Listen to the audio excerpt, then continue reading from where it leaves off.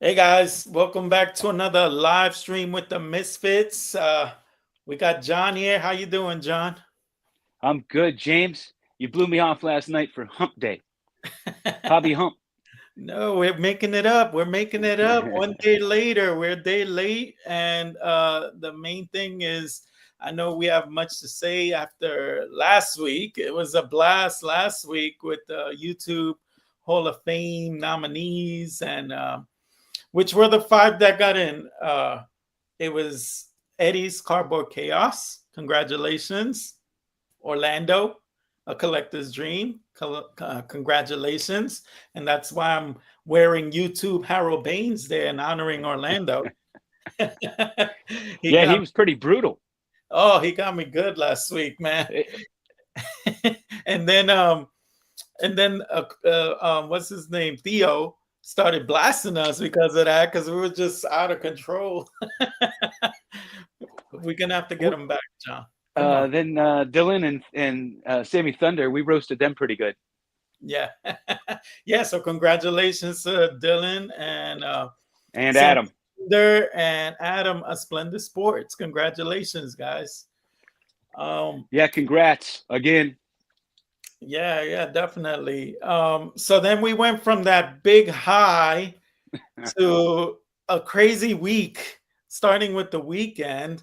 And I guess that's what we're gonna like break down this week is how crazy, how what a turn of event the week has been since the nominees and all that stuff. Yeah, Um, for sure. yeah, do you want to bring up the first thing that maybe comes to mind when you think of this week? Um, Man, so the two big things that come to mind are backyard breaks and PSA changing their standards for your nines and tens. Definitely. I guess the older topic is backyard breaks. What are you thinking with that one? I, you know, our hobby has become the Jerry Springer shit show. Uh, every week it's something. Every week it's something. Yeah, There's a I view it this way. The hobby is segregated now, and you have people who may enjoy that kind of thing, and who apologize for them or tell us, what's a big deal, have a sense of humor, kind of thing. And then you have the rest of us who are all, pretty appalled by it. Um, I don't know, man. Is it the degradation of society, or is it the degradation of the hobby? I don't know. To me, there's just no room for that kind of thing. But man, there's a bunch of shit all over the internet these days. yeah. I guess that's what happens when you give anyone a platform to talk about whatever they want to talk about and say whatever comes out of their mouth. And I don't know if he thought it was in jest or whatever, but whoa, that is just too much of a touchy subject, especially when a lot of your viewers are kids. Like, come on, man. You gotta Yeah, be more. the thing about our hobby is it's like nobody wants to stop using anybody. Nobody wants to kick anybody off their platform. Uh, because if people stop using the people that they rant about and complain about, right? If they're not supported with hobby dollars, they're going to go away.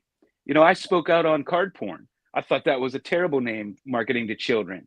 Your name is card porn, and a lot of people didn't have any problem with it whatsoever. But look where those guys are now. I mean, they shut down. Um, it just blows my mind. I mean, it's a big business. They make millions of dollars probably. I know they made Newsmax. They made the national news, and they were saying they make up to $100,000 a day, and so whatnot won't kick them off, and there's too much money to be made. So I don't know, man. If it is that all it's about anymore? I mean, everything seems to just be about the money, It especially in this hobby. is, yeah. Another one that comes to mind is I think you remember what the I guess the logo looks for Pornhub, the porn site, and someone did like Card Hub or something like that, and they made it look like the porn site. And I Are just you looked kidding at, me? yeah, I looked at that like, I don't know about that one. Like, you really want to associate yourself piggybacking off of that fame? Like, but it's what people are doing, I guess, to gain attention. Yeah. I don't know, James. I mean, when you grew up when we did, nothing makes sense anymore. I say it all the time. Nothing makes sense anymore. Right, right. And But then it's like, do you think there could be like someone to like try to get those places like out of there, or like to shut them off of YouTube or whatever platform they're in? well, look, we're not the police. It's a free market society. I just don't understand why, no matter what companies do to us, people still give them all their money. It's like I will see how many rants on PSA every single week, people going off and this and that, and they screwed me and oh yeah, and I hope it doesn't happen with this submission I'm about to send in for $10,000. Like I don't know when a company does me dirty or they have assholes working for them, I don't use them anymore. I don't give them my money. So, but this hobby, it's like it's controlled by. I mean, it's pretty much controlled by the backyard breaks types and PSA. They just control everything, and no matter what they do, everybody gives them a pass. Human error, it's this, it's that, and we just continue to flood them with millions and millions of dollars. So Right at after some that, point, if you want to make a stand, you got to stop sending them your money. it's And true. I'll tell you what, they will perk up real quick. I mean, look at the turnaround at Bud Light, for instance. Not going to say whether that was right or wrong, the boycott, but man, they lost immediate money. Stock plummeted. Target, same thing. Target stock hasn't moved in 3 years since that incident. Not Disney's going through it with Snow White now. Yeah, well, they've been going through it for years too. It's just, I'm not getting into the politics if it's correct or not correct. My point is when there's enough customers that don't want to give you their money anymore, they can make an impact. Unfortunately, no matter what these people do to us, everybody still gives them all their money. It's true. It's true. I just want to shout out a few people I see here in the chats. Reese and D Card Rangers, Timeless Cardboard. What's up? Lou Rock. Reese, timeless. In the background, Lou Rock. He doesn't join us. What kind of a misfit is he? Ruben Snyder's in the house, and Melissa. I think it's Gager. I don't want to. Gogger, Melissa Gogger. Gogger. Hey, Melissa, Ruben. Yeah. So the last name just threw me off, but Gogger, and I don't know if I missed anyone else. But hey, guys, thank you for joining us. Yeah, so that backyard breaks. I think a lot of people beat it to a pulp. Yeah. Very annoyed with it, and we're just putting a bow ribbon, I guess, getting that news out the way. But I guess you were saying PSA giving them your money. How do you feel about PSA lately? Well, so like this opens up all kind of problems. So they changed their standards on the centering for a PSA 10, which many of us always felt was too soft anyway. Right, Like I would see a card that was way off center and be a 10. I'm like, how's this a 10? right, But so now they've changed that standard. So they went from 60/40 to 55/45, right? right. And the thing is so like I'm looking through my 10s and I'm like, well, this is now a 9. This is now a 9. Like the thing is so with the old holders, people will try to get down on price with you, right? Oh, that's an old holder. BSA grade stuff for now. I'm not paying you. That's no longer a 9. That's a 7, right? You get that, right? As a dealer. Yeah, yeah, yeah, yeah, yeah. So I with guess. these 10s, I mean, when I look at it, I know immediately it's no longer a 10. That centering, it's no longer a 10. Now I'm holding a 9. And they changed the standards for 9s too. I don't even know. Maybe it's an 8 now. I don't know. But all these people have been paying all this money for these 10s. And now many of them, not all of them, but certain of them are no longer 10s. So does PSA give you the difference if you send them back in and get a reholder or something, get it regraded? Because we all know anybody looking at these cards, it doesn't matter if there's a 10 on it. Now that doesn't matter because it's no longer a 10, and we all know that. Right. Thoughts? Well, my thoughts was when I found out we've been submitting stuff over at my friend's place, submitting a lot. Like for instance, yesterday Don Russ dropped football, and we ripped 10 hobby boxes, and we were sending in all the parallels and the low number stuff and the downtowns, and we're looking at them like real quickly, like, yep, that'll get a 10. Yep, that'll be close to a 10. We're like just skimming through it. And then I told my friend, did you send the after today? I was like, did you send that PSA submission in? Yeah. He was like, yeah, I know. We got to look at them again. That was his thought. We got to be a lot more stricter with what we thought might get a 10 now. Yeah, and it's not that big of a deal for modern cards. I mean, there might be certain sets where centering might be an issue, but for the most part, off centering, is not that big of a deal for modern versus vintage. But I circle back to that Wemby card. We all questioned that. How did that get a 10? It was way off center. So are they going to decertify that now? And is PSA going to give the buyer the difference of what it would be worth as a 9 versus a 10? And Right. and does it even qualify as a 9 with the new standards? I, they're I not don't. gonna, they're not going to decertify anything because they didn't do that for the old lighthouse. So people that bought these 10s, they're getting screwed then because they're no longer 10s. There's no way that Wemby is 55-45. No way. And then it's going to be left for us to basically dispute our opinions on why we don't want to give up 10 prices for certain cards now.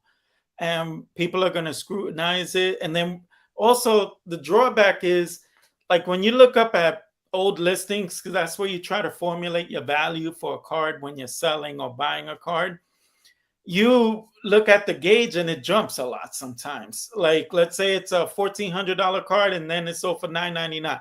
And then they want to hold you to that $999. You're like, no, whoa, whoa, whoa, whoa. And now you start comparing cards.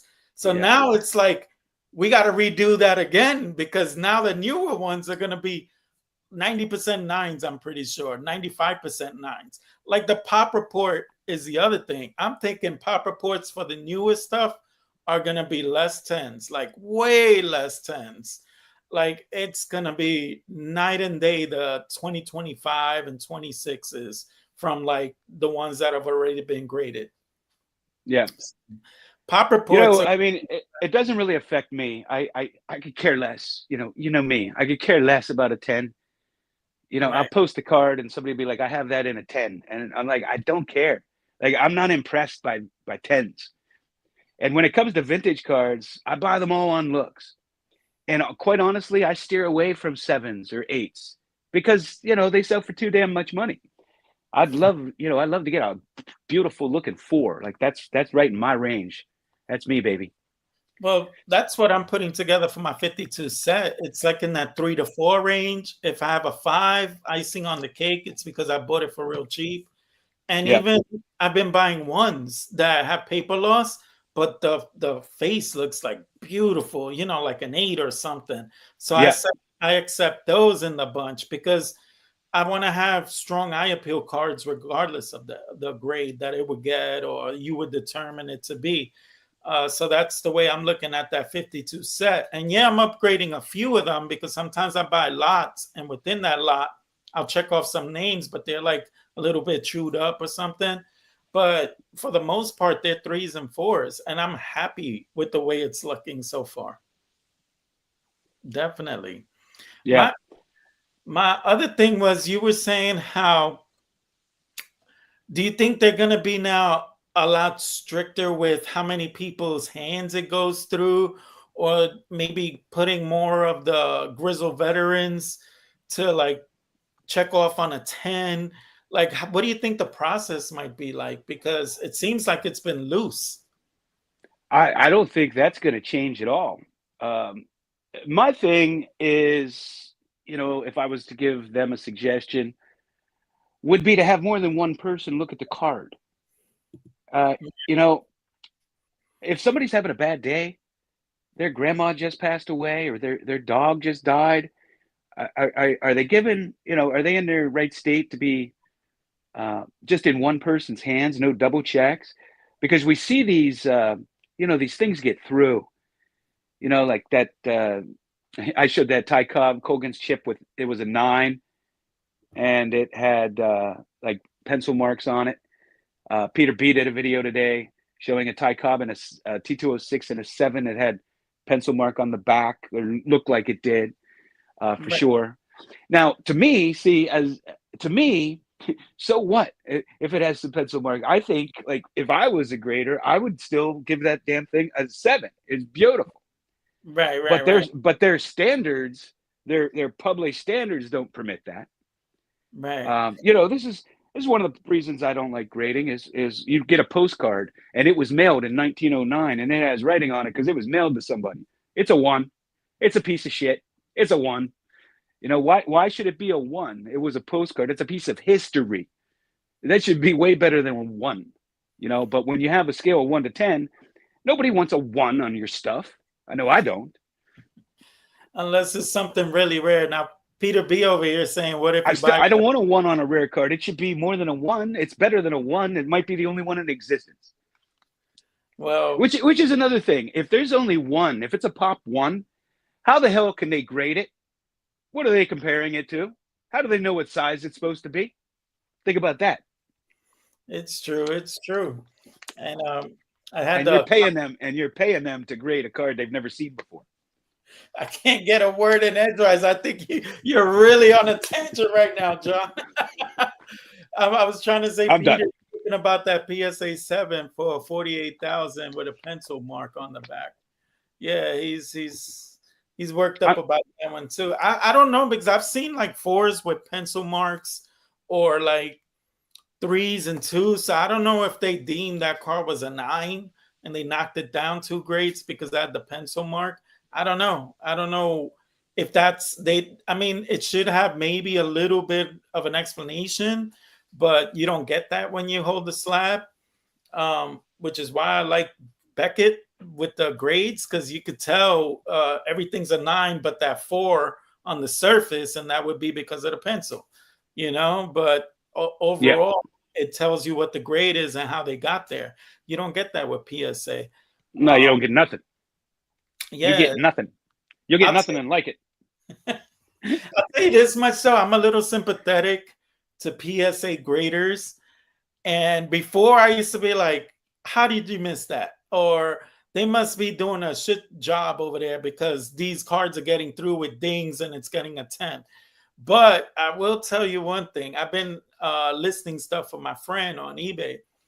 And I'm trying to get to like a point where I'm really productive.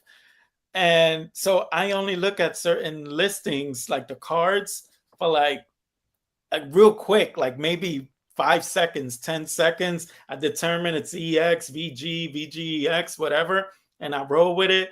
Take a look at it again real quick. Does it have any markings on it? And I throw it in there. The main thing that I pay attention to is if I missed any spelling, if I missed anything, if there's more I was supposed to put in there, and the price point. So I look up the comps and make sure I get like a good gauge of what I'm going to price something out, because once you price it up there, that's it. There's no turning back if you priced it too low and someone got a steal. But Right. I've been noticing because of my haste, I like today, my friend brought to me a listing which had paper loss on the back, and I put EX on it. So I could only imagine if I was a PSA grader, I would have gave that card with paper loss a 5. And let's say it doesn't go through checks and balances of another person, it is what it is. It's slabbed But up, but sent you back. just proved the point. Like your buddy found it because 2 eyes went on it. No, but You it know, was already bought. And oh and well, the buyer had to let us know, hey, I think I might want a refund because I just looked at the picture again. I think in his haste, he bought it real quick because he finally found the card he was looking for. But then when he looked at it again after he paid, he noticed had a little bit of paper loss. And it was like paper loss that matched the look of the card. So it was hard to tell it was there unless you yeah. like zoom out. And yeah, this is like my 4th mess up with the listing. And it's just like no matter how much I try and I revise my work, they still slip through. Well, human error happens, and that's somewhat of a legitimate, um, excuse, but not when you're charging people money and your cards sell for hundreds of thousands of dollars, because it shouldn't just be one person looking at it. There should be at least a quick double check. If a guy's doing all these cards all day long and he gets 2 minutes per card, and it gets to the end of the day, your eyes get tired, you get tired, whatever. Somebody else should be double checking this stuff.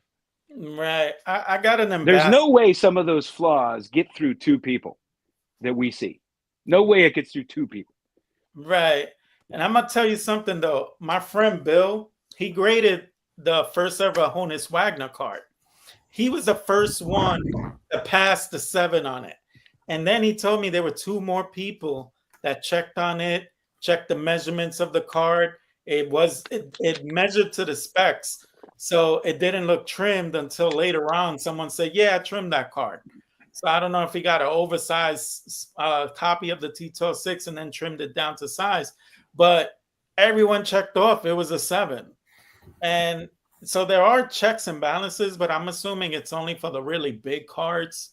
For the smaller cards, they're just gonna trust their employees. But Hey, Chris. hey, Chris, we Hi got guys. joining us. How you doing, Chris? Well, Can't leave Chris sitting there all by himself. I feel like I've been working out because thanks for the amount of preparation time you give me for the show. James. Really appreciate that. But I have not been on. I haven't been on without my hat on ever, and so my hat was downstairs. So I had to run when I got in the house. I had to run downstairs, get the hat, run upstairs. So I feel like I've been working out. I feel a lot better now. So, Chris, when you were doing the live with Baseball Collector for the Dallas show, do you remember somebody requested that they wanted to see you with your hat off? I took it off, right? Yeah, that was me. That was you? Okay. Yeah. Here you go again. I got real hair. I had never seen you with your hat off. And a lot of people have not. So, not hiding anything though. Just a lot of gray under there, right? Yeah, Chris, I don't know if you overheard us, but we're talking about PSA now getting stricter with the grading, and just was curious, are you aware? And if so, what are your thoughts on that? Yeah, the new standards they came out. Yeah, I've heard it on a couple people's channels, 3 or 4 guys, and they even talked about it a little bit on the live just a little bit ago that I was watching on my phone with Theo about they kind of a little bit. And to tell you the truth, I think it sucks. I'm sure it sucks for somebody. It sucks for somebody if you're, especially if you're collecting new cards. I don't have to worry about that too much because most of my cards are vintage. And if I'm gonna, I don't think I have many 10s in my collection. A couple George Bretts maybe. Man, I might have probably just lost 60 whole dollars there in this whole thing, right? But I could see how if people buy and sell cards and they use that PSA number as a reference that we're going to make this deal on, man, I could see people getting mad. And I don't like the idea that they can just up and do this. 10 years from now, are they going to change it again? Or are they going to start with, instead of 1 through 10, are they going to, we're going to do something else. We're going to 1 through 13. And so now, I think it's a way they're trying to get you to, PSA is trying to get you to spend more money to redo your cards. Yeah, number one, people sent in and paid for grading, getting those 10s based on the fact that, they felt those cards were going to get 10s. And number two, people paid up to buy them, and they're now 9s. Like, think about that. Think about how outrageous that is, that they can just change the standards like that and change the value of your collection like that.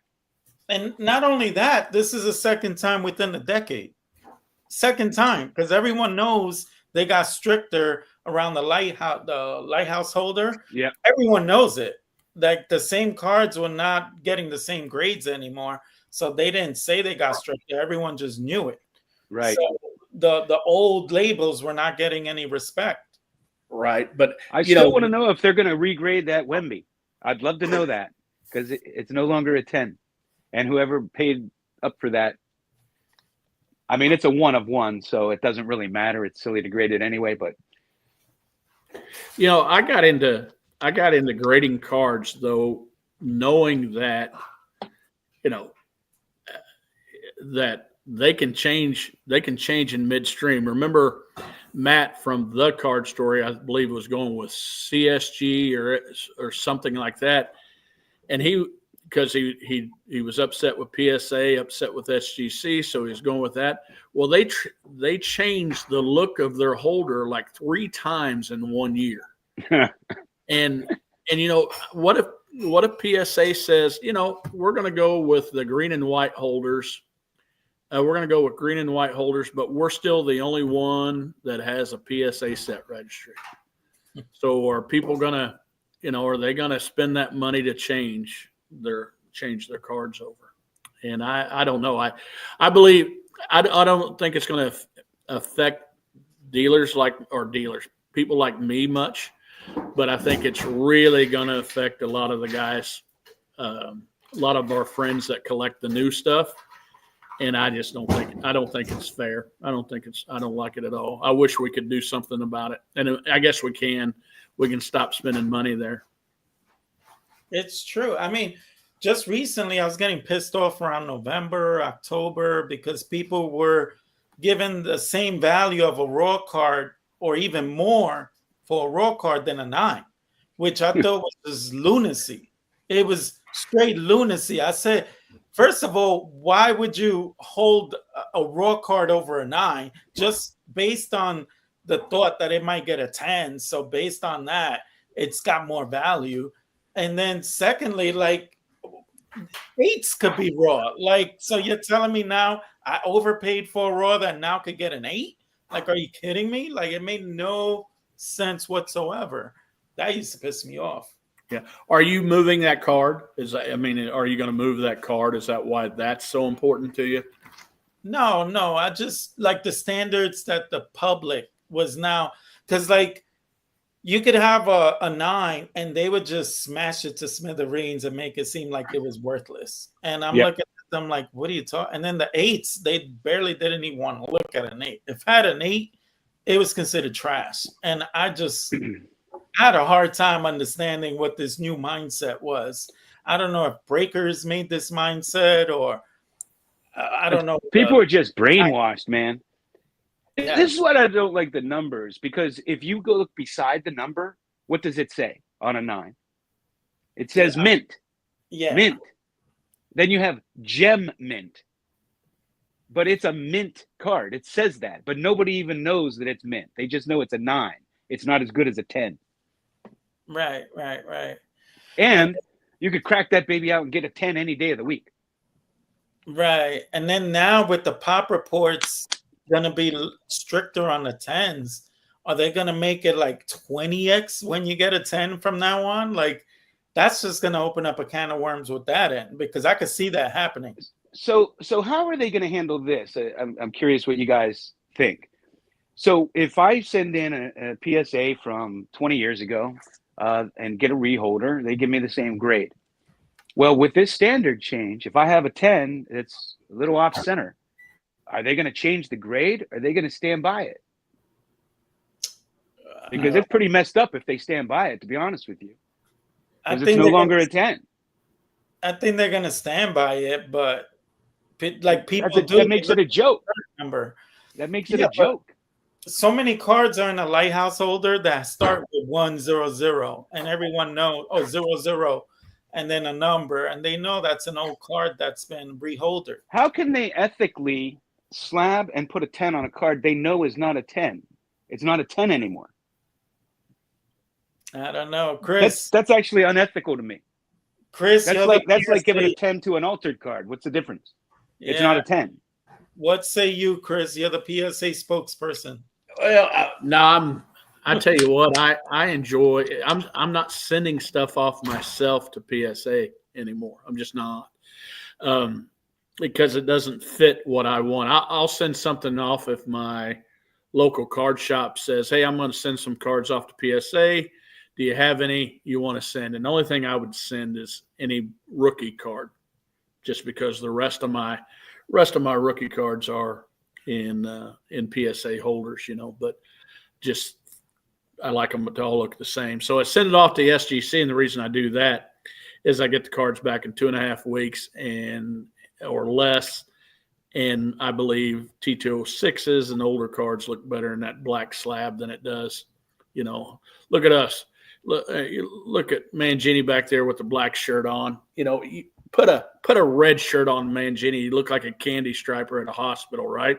So he looks better. That's what I always say about those holders. Yeah, and so they look like they're for 12-year-olds. Yeah, and so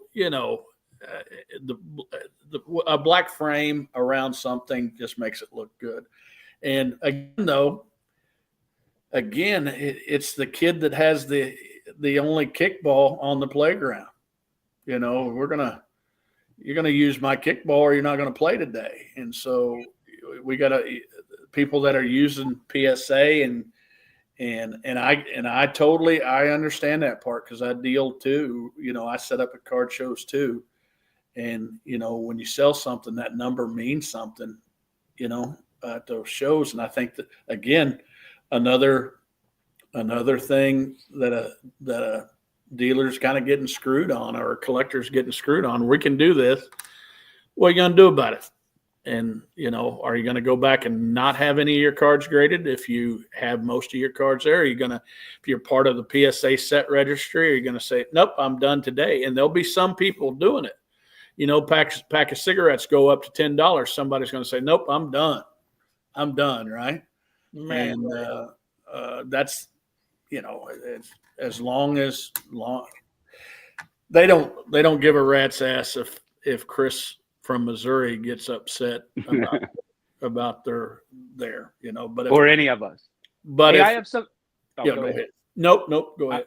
I wanted to move on to another kind of same topic, but another angle. I'm hearing this. This is so disturbing to me. So now people are saying that SGC and PSA they're turning SGC into the BCCG. Like Beckett, you had Beckett and then BCCG, where those holders mean nothing. And now that they bought SGC, the word on the street is, what everybody's thinking anyway, they're turning SGC into the BCCG equivalent of PSA. So you're going to get them faster, but they're not going to be accurate. They're going to be 2 grades lower than PSA. Your thoughts? Mine are James. But you're the guest. Go ahead, James. Go ahead. I have a thought about this, but go ahead, James. Well, I mean, 2 things, I guess. I saw the video with Greg Midlife, and the guy who submitted all these SGCs to PSA to SGC, and he was getting like the big bump up with SGC, and then he was able to capitalize on profits. So one thing is SGC has always been more consistent. So I can't see them getting like treated like stepchilds. Plus, there's a lot of things holdered in the pre-war era that are big money items. There's no way they're going to be treated like stepchilds for that. Only thing, yeah, go ahead. I just want to interject, because one of the big things is, with PSA, old holders are junk. And with SGC, it's the opposite. People trust the older holders more now. Yeah. And well, the only other thing is I could say that holding relevance for modern cards, because with modern cards, even if it has a 9.5, people don't respect it. They'll respect the PSA 9 over an SGC 9.5. I've noticed with collectors and buyers with modern only, but not the older stuff. Chris? Okay, so PSA needs to kind of watch it just a little bit. I think they did a smart business move they didn't acquire SGC, but they talked somebody into acquiring SGC that's really PSA, right? If they got to watch what they do. They don't want SGC to lower their standards. Right? They don't want to. They're still making a ton of money. People are still 8 times and going through PSA than SGC, and that's probably a pretty comfortable lane. If they try to make SGC lower their quality, take their graders and make their turnarounds 5 months, 6 months, and get it closer to PSA, and maybe gradings, if SGC starts to, their grading times are bad, and there's somebody else out there. There's not very many patents on grading cards. There's not a patent on a system to grade cards out there. There's some people with some money that will jump out and, okay, you're going to do this. I'm going to start my own company, and I'm going to make it good, and I'm going to make it good enough that PSA better buy this thing. So their business model, if their business model is, okay, I'm going to get the second best company and buy it up, well, there's going to be a new second best company out there that's going to come out, and then they're going to have to buy that company. And, I've owned some businesses in my time, but I can't keep buying up the second best lawnmower business in town, because it'll be, infinite number of businesses that you're going to have to buy. So I don't think they want people to stop with SGC altogether. They can't keep up with what they have now. What do they want to make their turnaround times? A year and a half? Their business won't last that way. Somebody will jump in and start their own. Yeah, no company will ever take their place unless they have set registry, or unless somebody starts a joint set registry and it's not just geared to one company. Because the two things I always say drive this modern hobby is money and ego, right? You got to have tens, you got to be number one on the set registry, and you're willing to pay lots and lots of money for both of those things. And that set registry really just secures PSA forever. I gotta ask you a question though. Agreed. I agree with I that. ask both of you a question. Do you think this opens up a door for PSA to do a 9.5? Because if their 10 is stricter, what do you do with the cards that's better than a 9 but not a 10? Like, do they start at 9.5 now? It only makes sense to me. Good question. Good question. I don't know. I mean, what do you think, Chris? I mean, that's a way where you could maybe take a card that isn't really a 10 anymore and give it a 9.5. But what's that do for them? What makes collectors a little bit happier? Oh, they don't have to do anything. They can keep 10, 9, 8. They can just keep it that way. The 9.5 goes, and all that does is it makes the whiny collector a little bit happier. Oh, dang, it wasn't a 10, but it was a 9.5. That's like kid competitions anymore. Our cheerleading team went to the national, and we didn't get a 4 rating, which is, maybe whatever their best. We didn't get a 10 rating, but we got a 9.8, and we got an A++ too. We didn't get a 10. I mean, that makes that group happier. They're going to pay their money and come back next year. I mean, keep going down.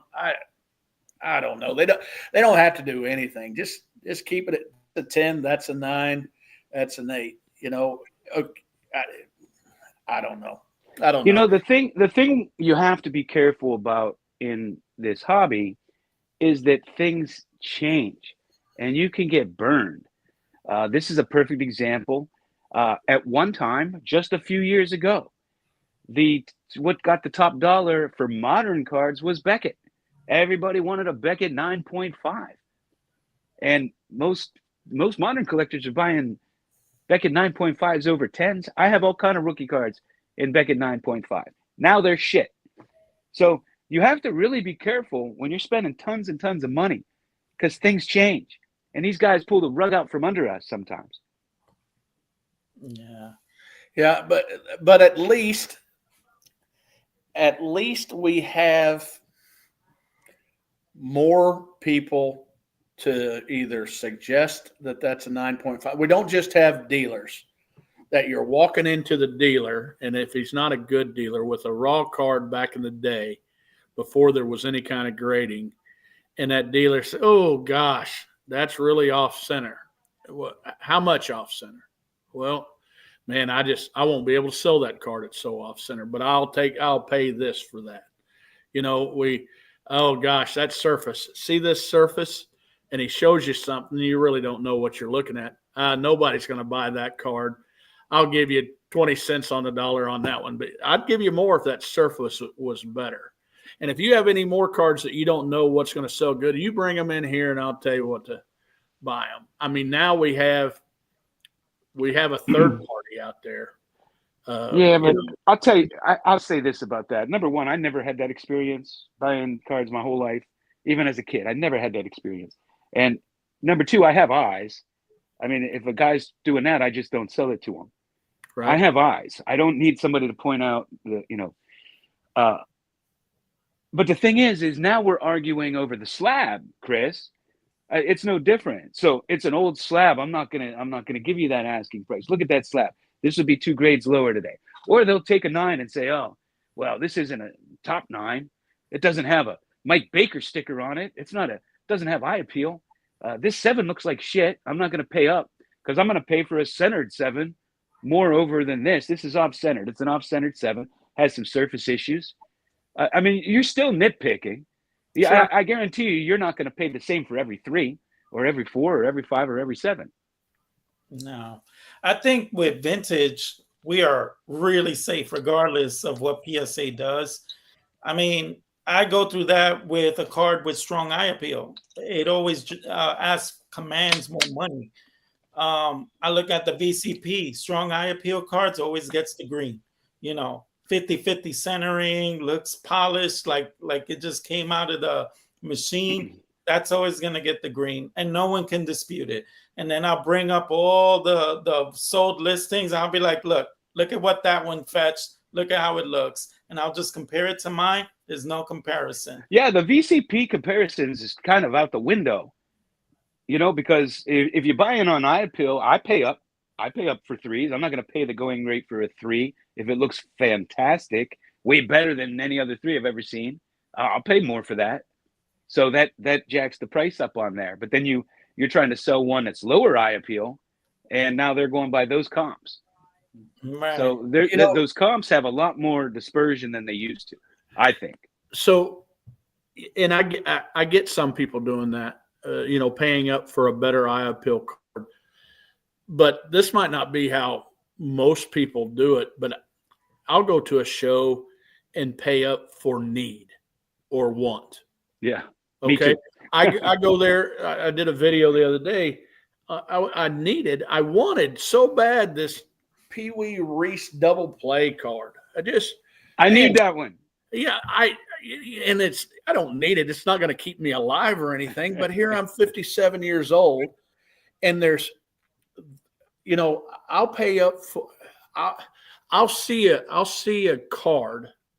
I'll see a card like you were saying that's a 4 or something, and I'll look at it and man, that's a really good looking 4.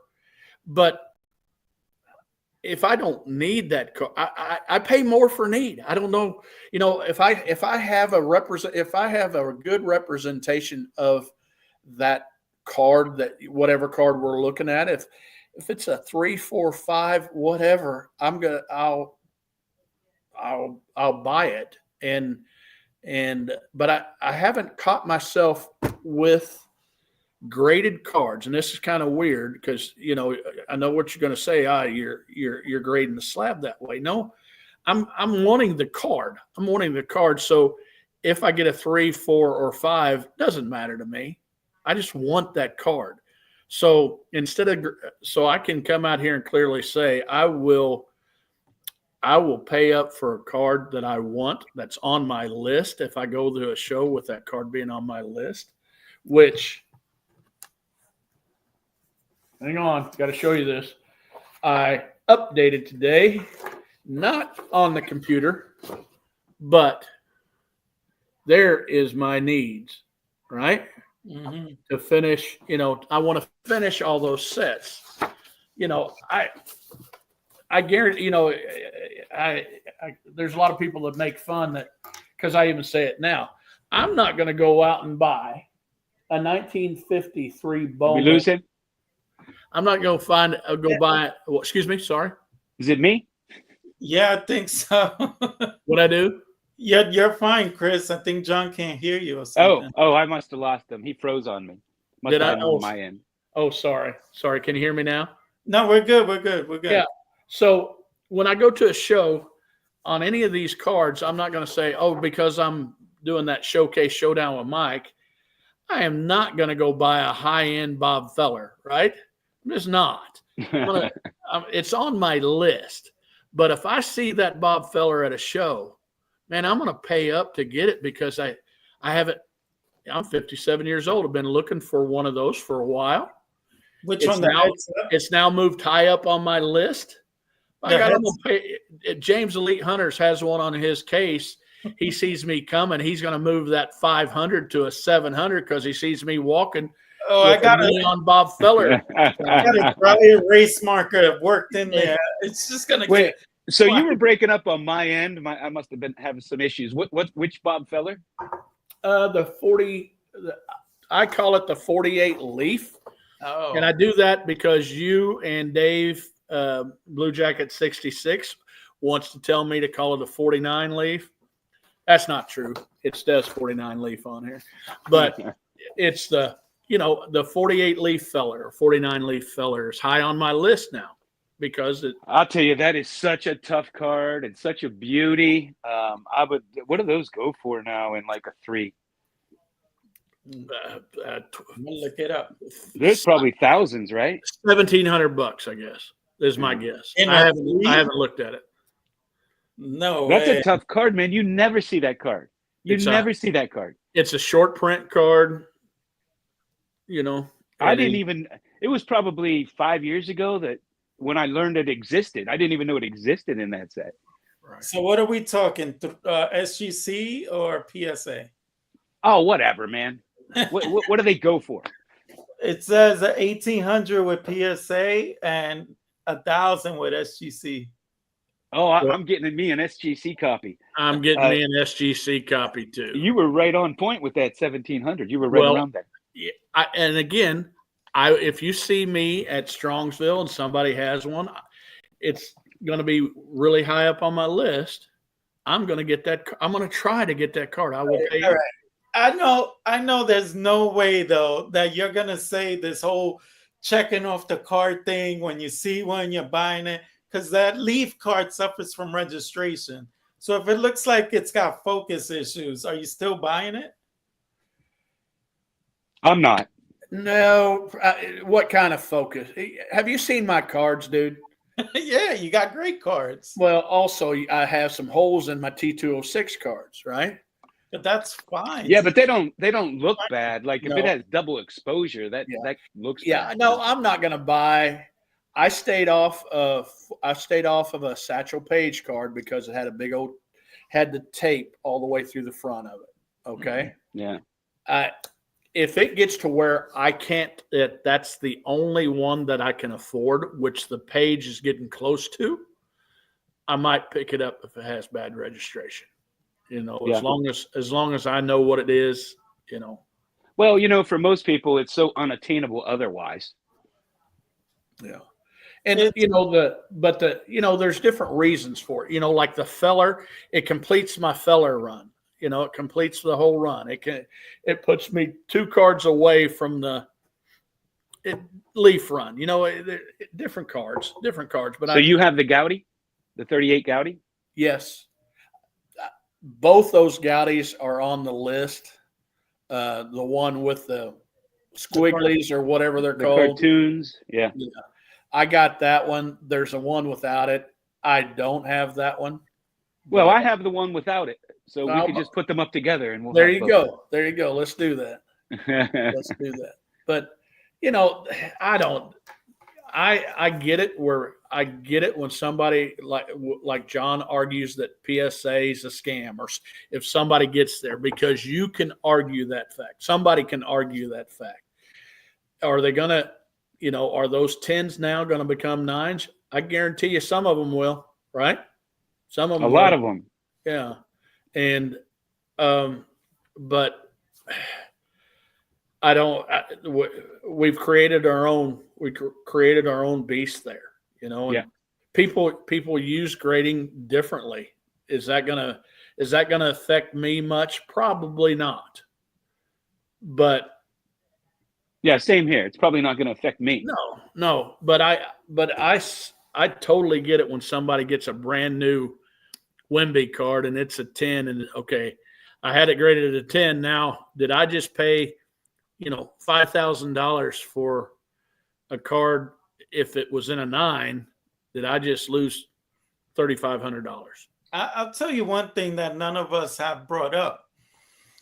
What I do see this solving is the dilemma of people cracking out 9s and resubmitting them, because now people are going to be leery of spending that money. With the odds are it's going to come back a 9. So why? Well, only if it's off center. No, but it does stop you if it's a little off. If it's off center, and you're trying to get the 10 that you might get, now that's going to stop you altogether because you're not going to get it. But there's a lot of modern cards that don't have a border, and the only way you could tell it's off centered is through the back. And if the back is centered, you're going to think the front is centered. I mean, it's going to probably have a little population control with so many false 9s being out there re-cracked, Yeah. That was a year ago. That was one of the things that probably got on my nerves the most. Well, a little longer than that. I thought that was a big reason why there was such a backup in card grading. One of the big reasons. And I was not so upset, but I thought, man, that'd make me mad. Here I'm a teacher by background, right? I'm a social studies teacher. And I give a 95% on that test. And that kid, hand that to the kid, and the kid wipes out all my checkpoints on it and wipes out the grade and then gives it back to me. Now I got to grade that son of a gun again. And, I look at it hard. I look at it hard and that kind of stuff, and I come up with a different grade, and what I wanted them to do, I know this is altering a card, but I want them to put some kind of invisible ink on this thing that says, ha ha ha, you're going to get the same grade, son of a gun, whatever. I understand that they misgrade stuff wrong. And I had a buddy, Tom, who had these 2 SGC Lou Brock cards graded authentic. And Billy Ballgame, you guys know Billy, he's a friend with Tom. He said, man, he looked them over and, man, this is worth sending them back in. I would send these back in. I've looked them over. They look like they measured. Tom sends those things in. They both come back 7s. He just made a lot of money. So now I get that. So here I am arguing. Here I am being mad at somebody like Tom. I wasn't, but I'm, I don't want him to send those back in and get them. I want one grade in that. So that throws off my argument. That throws off my whole thing by that. But I used to get so mad when I hear this. I'm going to just crack those and send those back in. Just spend 15 more bucks. Send those back in. And if you send 10 of them back in and you get one correct, you made up for it maybe. You made up for the coin you used to get those cards. I've never felt ill will or got mad at the people who crack and resubmit. My point always is I see so many regrades at such a high rate, 9s that go to 10s. It's like PSA you shouldn't be able to crack them, send them in, and get a bump that many times. Because to me, that proves, like I always say, that even PSA can't tell the difference between a 9 and a 10. Because if they could, you couldn't send those in and get a higher grade, so often. Mm-hmm. It would be, you couldn't. I mean, maybe a few sneak by, but it's too common. And that's why everybody cracks and resubmits, because it's not uncommon to get an upgrade. Yeah, and I know there's a lot of those that get in, but sometimes I wonder. There's a couple channels in here that all they do is when they send them in, that's all they show. Look at this. I got this. This was upgraded. This was upgraded. This was upgraded. It's like watching NBA highlights. You go watch an NBA ball game, and you see LeBron going 15 for 30, and you see all 15 of his makes, but you never see 15 of his misses. Right. And I feel like that's a lot that's going on. But even if there's just one, it's wrong. But I just, again, I don't know how we fix it unless somehow that card gets graded one time by one person, and that's the grade, and you can't get it graded again. Yeah, I don't know if that's fair. Well, that's definitely not fair if it's just one person. Yeah, I mean, it should not be a dictatorship. Uh-huh. But let's Miss America. Miss America contest. They all get graded as they walk through the bathing suit stuff, and this one she doesn't get graded so high, so she goes in and takes a shower and redoes her makeup and comes back out and gets a different grade. Well, that's no different than the people that crack and clean the card. Yeah. Clean it up. It's a 9. They clean it all up, send it back in. Now it looks better, and it gets a 10. Right. Yeah, it's all such a game. Let's not call it a scam. Let's call it a game, because that's what it is. Yeah. Well, I just finished cracking. So in my last video, I showed Patrick Mahomes optic red and yellow variation, and Adam's card closet. Yeah, Adam's card closet wanted to buy that off of me, and I sent them the pictures. And off to the right, there was a little crack, and because I was so focused on the card itself, I missed the crack. So when he pointed that out, I was like, "Oh, look at that! I can't sell you that card. I got to go send it off to reslap." And then as I looked at the card, all the corners looked intact. So it probably could have been something like a centering issue why I got a 9. But I said, you know what? I'm cracking it out anyway. It costed $75 to reslab it, $75 to regrade it. So I'm going to take my chance and I'm going to send it off to get regraded. Now I'll have egg on my face if it gets an 8. But wait, yeah. It's $75 to reslab it? Quickly. You can send it in for $12. All right, I'm back to it's a scam. I mean, Me too. Now, me too. You gotta wait. That's absurd. They should their holders scratch so easily, crack so easily. If they're going to charge you $75 for a reholder, they should make them better. And I don't remember seeing that crack on the card when I took it in. So there's a chance when I put it in the shoebox that I compressed a few too many cards in there because I was stuffing it so quick. And that's sometimes how they get that crack. And I told Adam, listen, I'm going to reslab it for you. And but part of me wants to regrade it to see if I get that 10. It's $1,000 difference. Like if it gets to 9, I'm paying the same price anyway to get it back quick. Right. Yeah. You. So why not take that chance? Obviously, I could get an 8. That's the chance I'm taking. But the corners looked beautiful. And I don't see that card getting any less than a 9. So let me ask you this. They sometimes will like holder it with lint in it and stuff, debris in there. And if you send it back and want a reholder, they'll charge you $75 because they put lint in your slab? No, I mean, will they do that for free? They usually do it for free if they mislabel it or they put it in there with a pube or something. But in this particular case, it's a reholder and it's $12. That's the starting point. But it could take like 3 months. And because I'm trying to sell this card to Adam, I couldn't wait that long. So I looked for like 5 to 10 weeks, 15 days. I mean, 5 to 10 days, 15 days. And I checked out the prices and I was like, oh my God, it's the same like a regrade. So not that they It's funny because they get those slabs for 3 cents in China. In fact, if you could talk somebody at one of the factories into believing that you work for a grading company, they'll send you samples.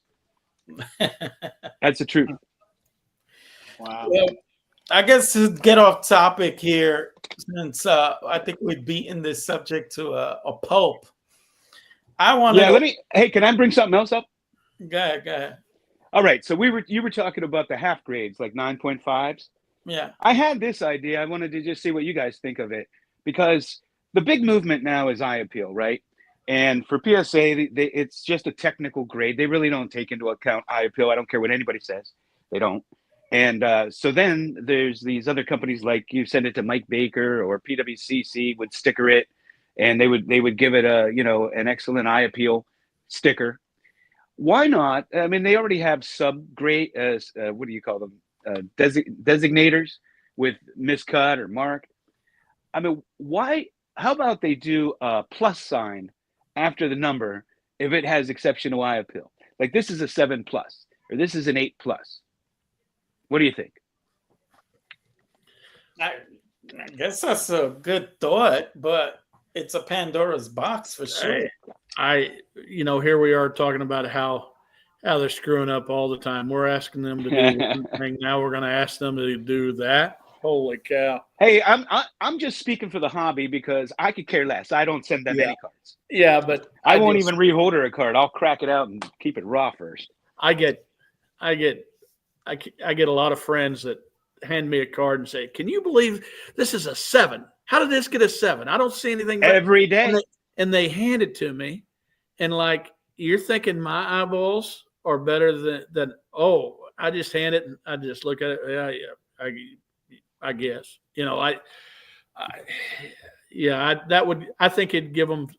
It gives some of my close friends something else to ask me if I see what they see. Don't you think this is a plus? I don't know. I just don't remember all this bitching and moaning back in the day before grading.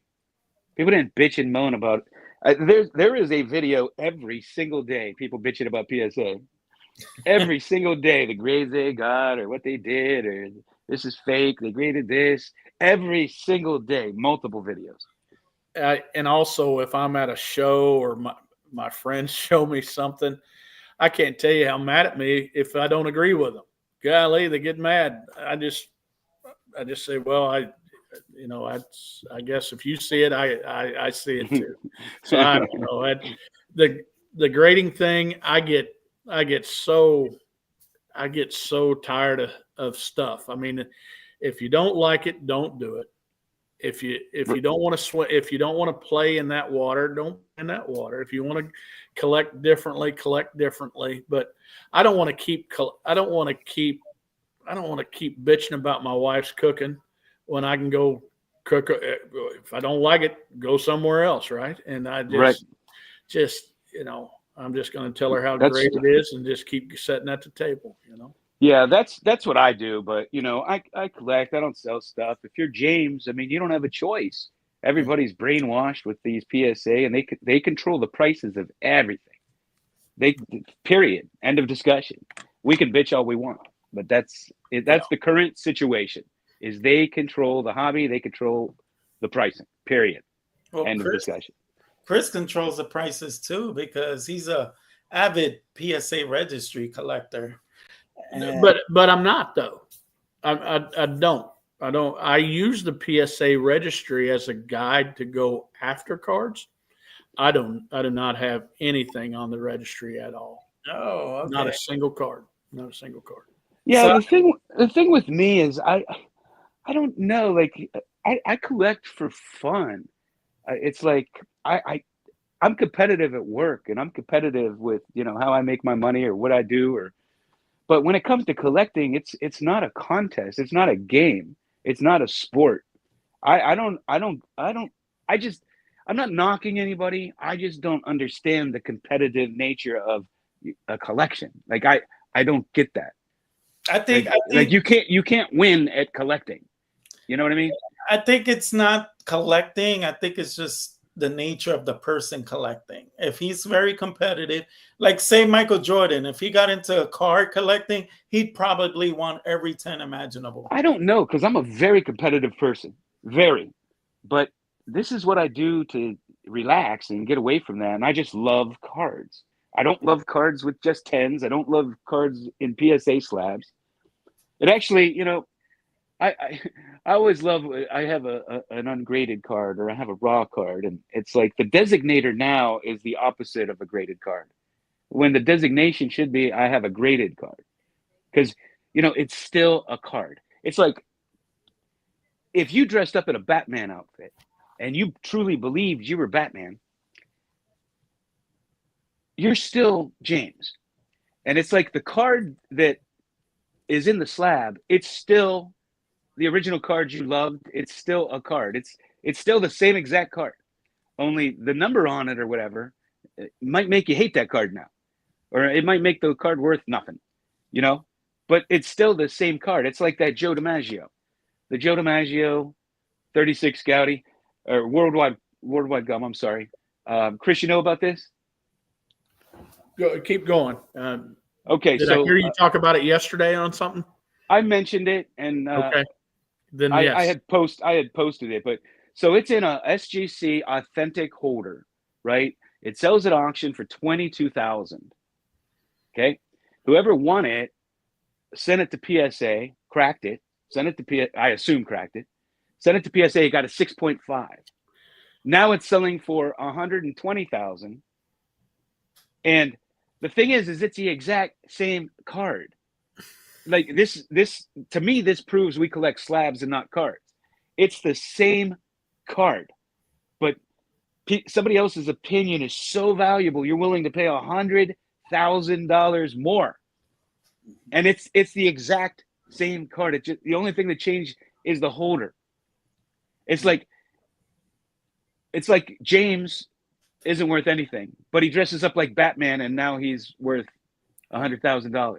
Yeah, and it's still James. And that card can bring so much, because there are guys that I believe do collect the card, and those are guys that are in competition, I believe, with themselves or the registry or somebody, that they can say, my card's graded higher than yours, even though it's the exact same card. They win the argument.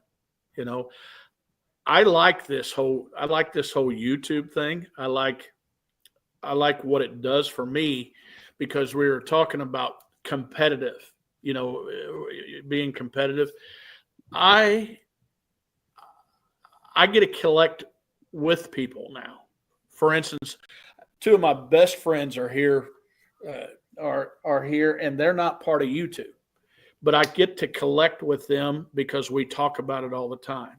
There's friends that I have on YouTube that I talk about cards all the time. Mike Moynihan and I have that silly old Showcase Showdown, which I love, but our collections are similar. So he's going after, I think he probably needs the Feller card too, right? Or some of the cards on my list. If he gets that Feller card, to me, it's like playing golf with somebody. I want to beat somebody in a round of golf. I want my score to be lower than theirs on the scorecard. But if Mike hits a bogey, but hits an eagle from the middle of the fairway on a par 5 and it rolls in for an eagle, I'm going to go, oh, man. But then I'm going to go up to him and say, nice shot, right? If we're at a card show and he picks up this damn Feller before I do, and he sees it and picks this thing up, I'm going to go, oh, and call him some names, but then I'm going to say, hey, nice job, right? And to me, that's what, if people aren't collecting like that, they're not collecting like me. And, that's just how and it you is. know what? It just hit me when you said showdown. I hope you don't think my comment was geared towards you, because it was not. I was Oh talking about yeah, the set. I I was talking do. about the set registry. No. You were I watch all your showdowns. yeah, you were 2 weeks away from me sending my Mexican Maurice before he passed away up down to your house. But no, I mean, to tell you the truth, it's going to take. I have so much fun on here. I don't. Yeah. Oh man, I'll tell you, it's changed my collecting. I can't even.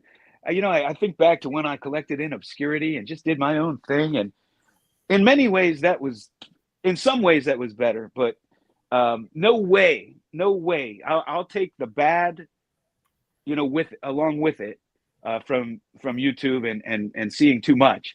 I would never go back to collecting in obscurity ever again. I mean, the people, the friendships, the get-togethers, collecting with other people that have the same passion, understand what you're showing them.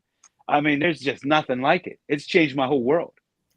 Well, Oh, sorry. Go ahead, James. no, I was just gonna say that's kind of like what I love about collecting the older stuff, because with the newer stuff, these parallels, the one of ones, one of five, the autographed is, it just makes things like a fake, like puffing your chest out, or evaluating things that are just manufactured. But then, like recently, I picked up a Tim Keith, Allen and Ginter, and I was through the moon because it's a nice example. And I showed it to John. He was like, "Oh, that's one of my favorite cards."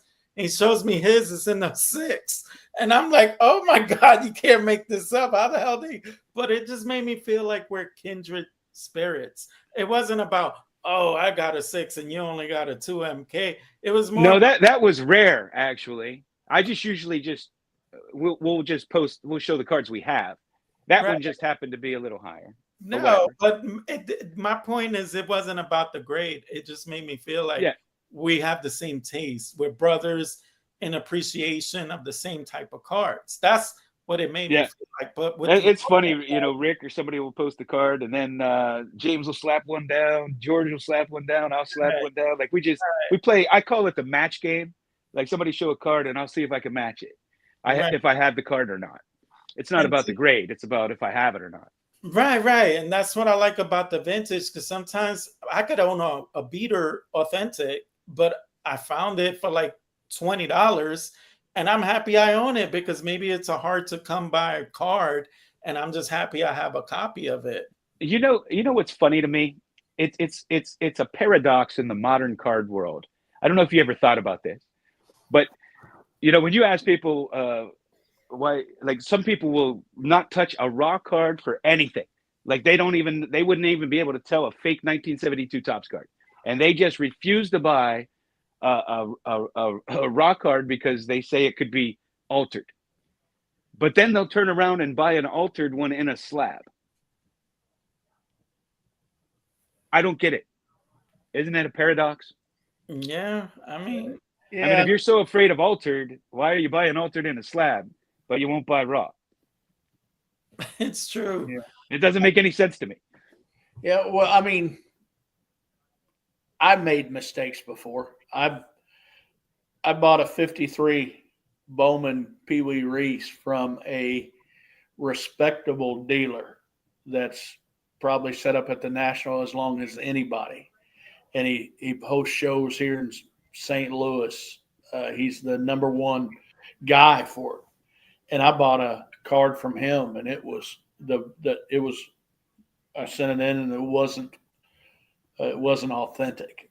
So let's use this as an educational opportunity. After you knew that, I mean, did it look real? Oh gosh, yes. Real enough. Even now, real enough that my local card shop has taken it and tries to. He has a 54. He has a 54 Hank Aaron that's not real. He has some 52 Topps that's not real. Some all Hall of Famers, and he keeps that to help educate people. So let's go back to this 53. I'm real curious with this because I've never seen a realistic looking fake. Oh my gosh! So what? How did they determine it was fake? I mean, could they be wrong, or did they give you an explanation of how they could tell it was fake? So this one was sent into PSA first. Okay. And it came back non-authentic. And we looked it over. I had my people at the card shop and put it underneath his glass and stuff. And then we sent it into SGC and it came back non-authentic. And, I never did call. It was one of those things that I thought, shit. Now I got to tell the dealer that's been dealing for 100 years and never using slab cards that this card's fake, and I told him, and he looked it over. He said, this, Chris, I don't think this is fake, but take you can keep that card, and gave me credit. He could have gave me money, but I told him the card shop wanted to keep it, and he made it good. But I'm just curious what it looks like. Do you have a picture of it by chance? Well, I tell you what, when you come to Glasgow, Missouri, see my collection, I'll let you hold it. And then you can tell me. But yeah, I was wondering if you could. There's a lot of. I'm fascinated by this. I actually bought, doctored reprints. I have a whole bunch of them because I like to study them. Like he keeps them around because it's educational. The one with the tan lines from the tea staining, and there are certain things that are just like immediately. Yeah, there is a copy machine it's about 10 years old now, 12 years old now, that the owner, I don't know how to put this. He, with his copy machine, if he could track down the correct paper, the correct cardboard size, he could fool a lot of people. And I tell you, you're probably not going to get fooled if you take that thing and look over it for an hour, 2 hours, that kind of stuff. But I'm gonna look at it pretty good. But unless it's a huge card, I'm not going to spend too much time on it. That's just me. But anyway, I don't know where we're going with this, but no, it's interesting. It's fascinating. It's hobby education. I enjoy learning these stories, and I would love to see the card because I would love to see what it looks like. Well, let me introduce you to my lawyer. George, what's up, boys? How you doing? Chris, I just talked to you the other day. How you doing? I'm doing good. Yeah, thanks for getting me out of that jail. I never would have done it without you. I appreciate it. Hey, we're happy to be here and proud to serve. All right, guys. Hey, now that George is here, I'm going to jump off. Oh, all right. Chris, thanks so much for joining. It was a pleasure to be on with you. All right, buddy. All right. Do I need to say president, or how do we do that? No. Are you coming to Strongsville? I'm teetering. Yeah. How long do I have to wait till I won't get a room? Well, it depends on. I don't know. It depends on how much you're friends with Don Field of Dreams or Mike Baseball Collector, because I think they have said the same thing. They think since I've got stuck in an elevator at that Best Western 2 years in a row, I got some pull up there. Okay.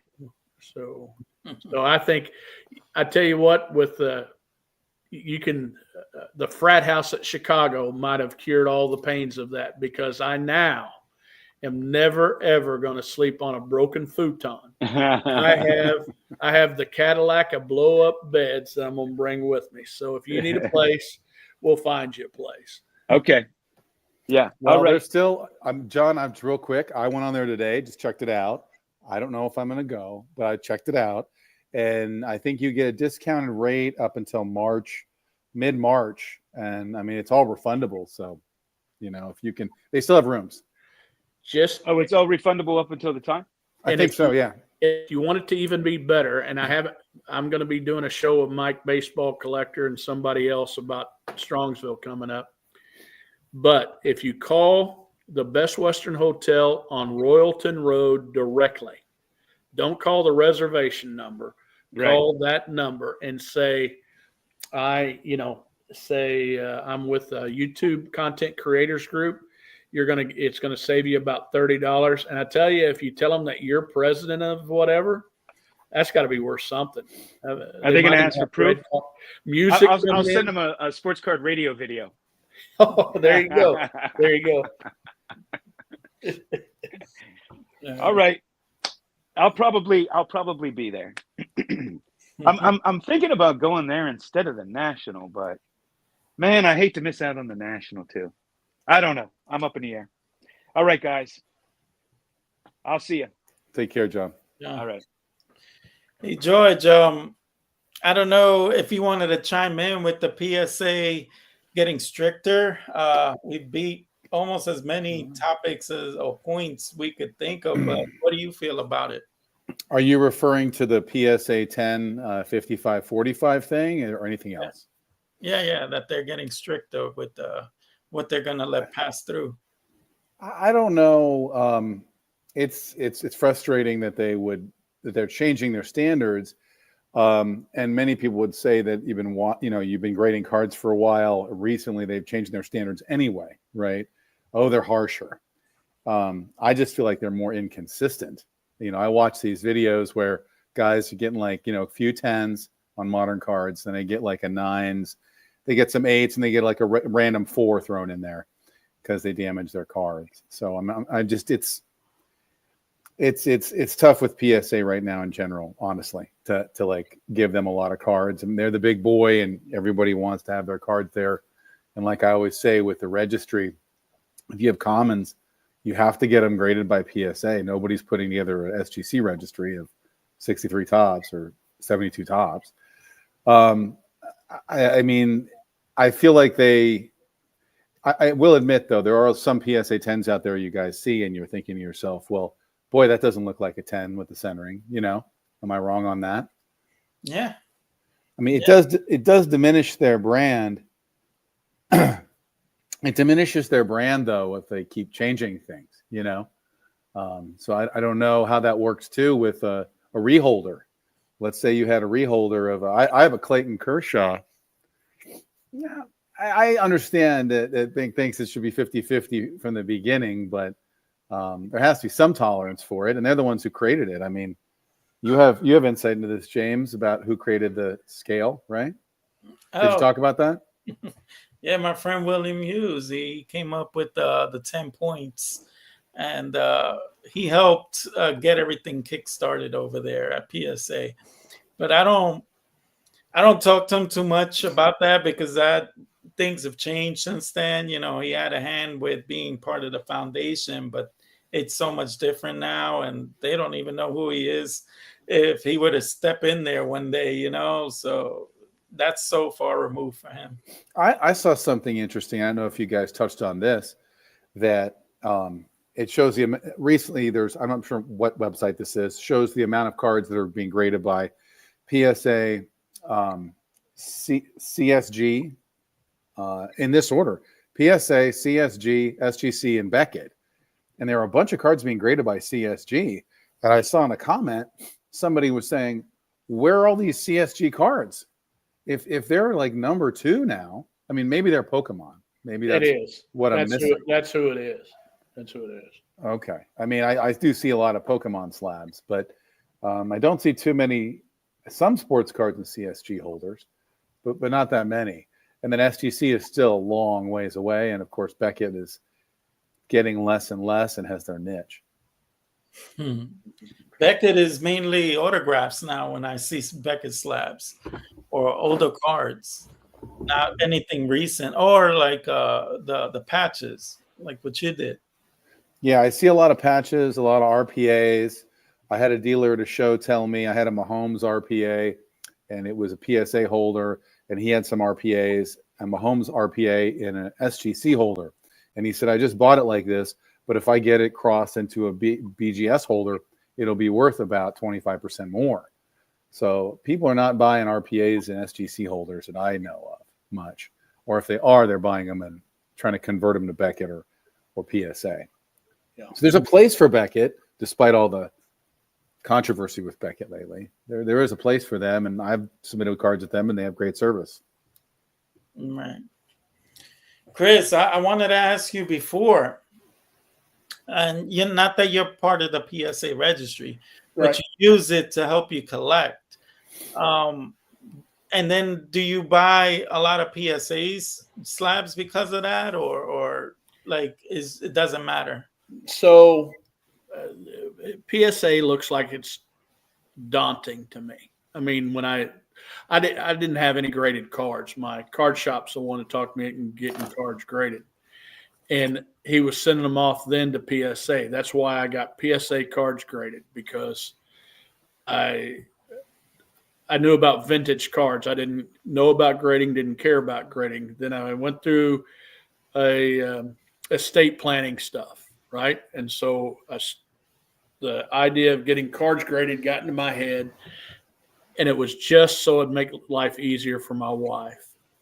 The reason now, when I go to a card show, when I pick up a card, it does not matter if it's PSA or SGC.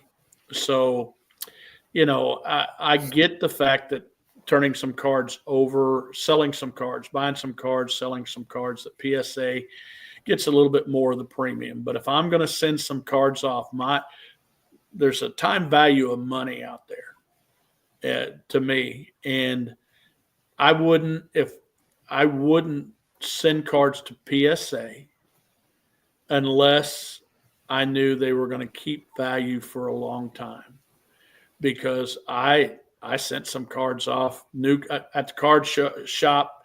Some of the young kids got me into open up some packs back in the day, and my friend Jensen, who's a young guy, basketball guy, he would say, "Oh gosh, you got to send this guy off." So I send off a Zion Williams card, and time I got that thing back, it wasn't worth sending it off. And there was plenty of players like that. And so, no, if I'm going to buy a card, it does not matter to me if it's an SGC or PSA, but I would prefer it to be in one of those two. I have maybe a handful of BVG cards and a handful of CSG cards, but one of these days those will be moved over. I can almost tell you what they are on top of my head. I got the 69 Mantle in white in a CSG. I want to get that transferred to a SGC. I got a Whitey Ford, a 53 Whitey Ford in a BVG. When I look at my cards, it sticks out like a sore thumb. So I want that, So it doesn't all have to be perfectly the same thing, but it needs to be one of those two. And I use the PSA, registry for ideas to collect. Like I look up today. I looked up what's Jackie Robinson's base cards in the PSA set registry. So I completed that set. I completed Jackie Robinson this year, so get to mark all of his stuff off. So, so I look at the Hall of Fame, the PSA Hall of Fame set registry. I want to get every one of those cards. The sole reason that I have them all in PSA is because I have all those cards. I have all the Rookie Hall of Fame cards, post-war Rookie Hall of Fame card, except Ichiro right now. Mm-hmm. And the sole reason I have them PSA is because I'm a jerk. Because one of these days I'm going to have a couple drinks into me, and I'm going to call Ray from Philly up, and I'm going to call Mike Baseball Collector up, and I'm going to spend all day putting them on the PSA set registry. And it's going to move ahead of theirs, or at least say 100% by mine. And I'm going to have a drink, and I'm going to go ha ha ha to those two guys there. So there you go. And that's the true reason, just for me being a jerk. So not really, you take that for what it's worth.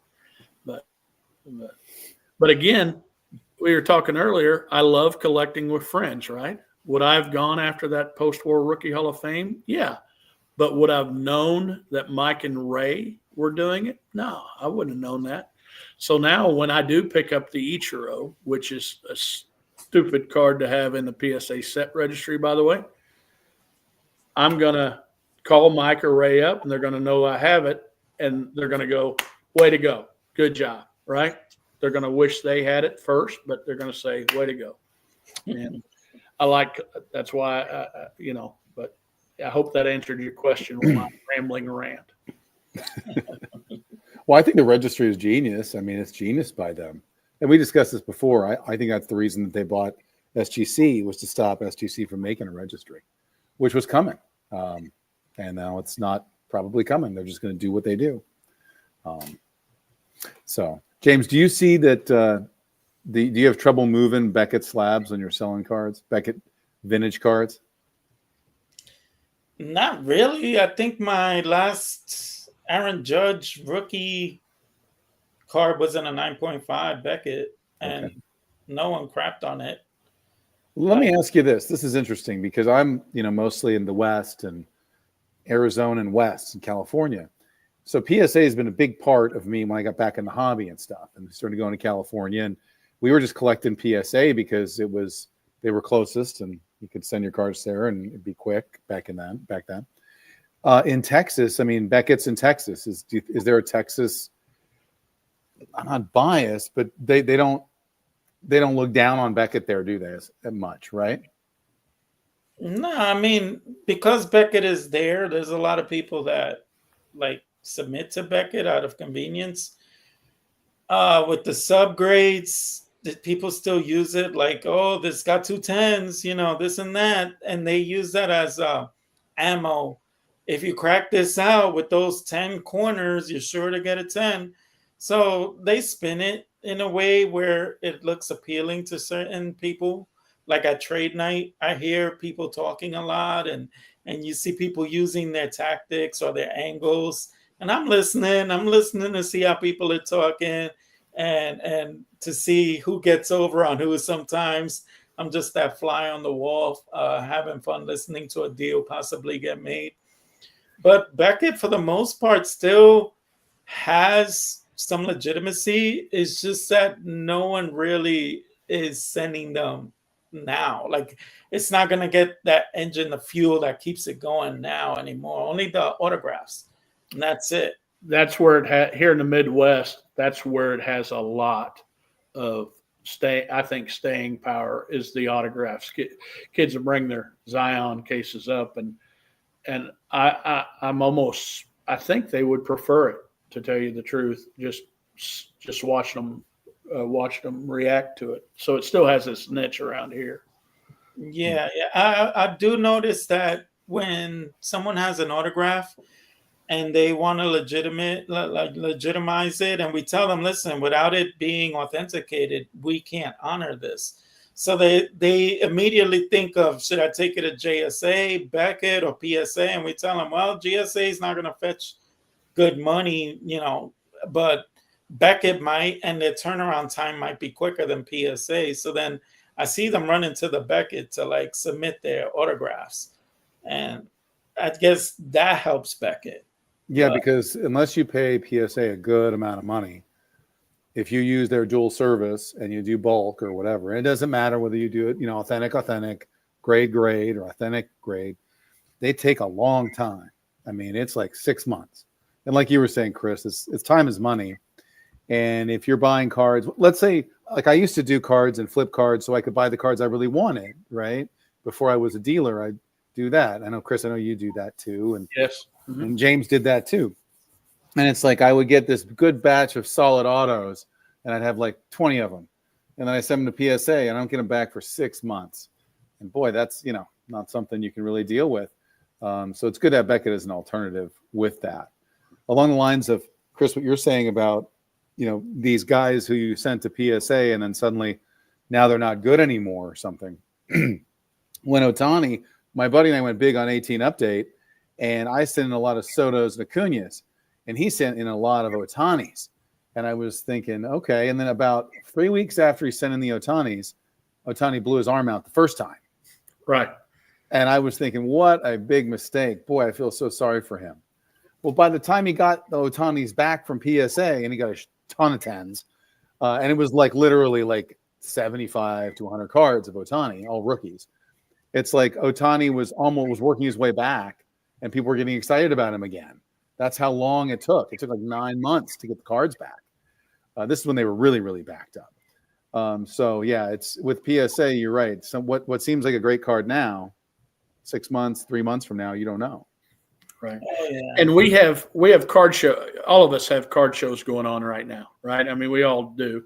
And inventory, unless you've been dealing, if you haven't been dealing, most people that deal know that inventory is the tough thing. You got to keep inventory if you're going to go to a lot of card shows.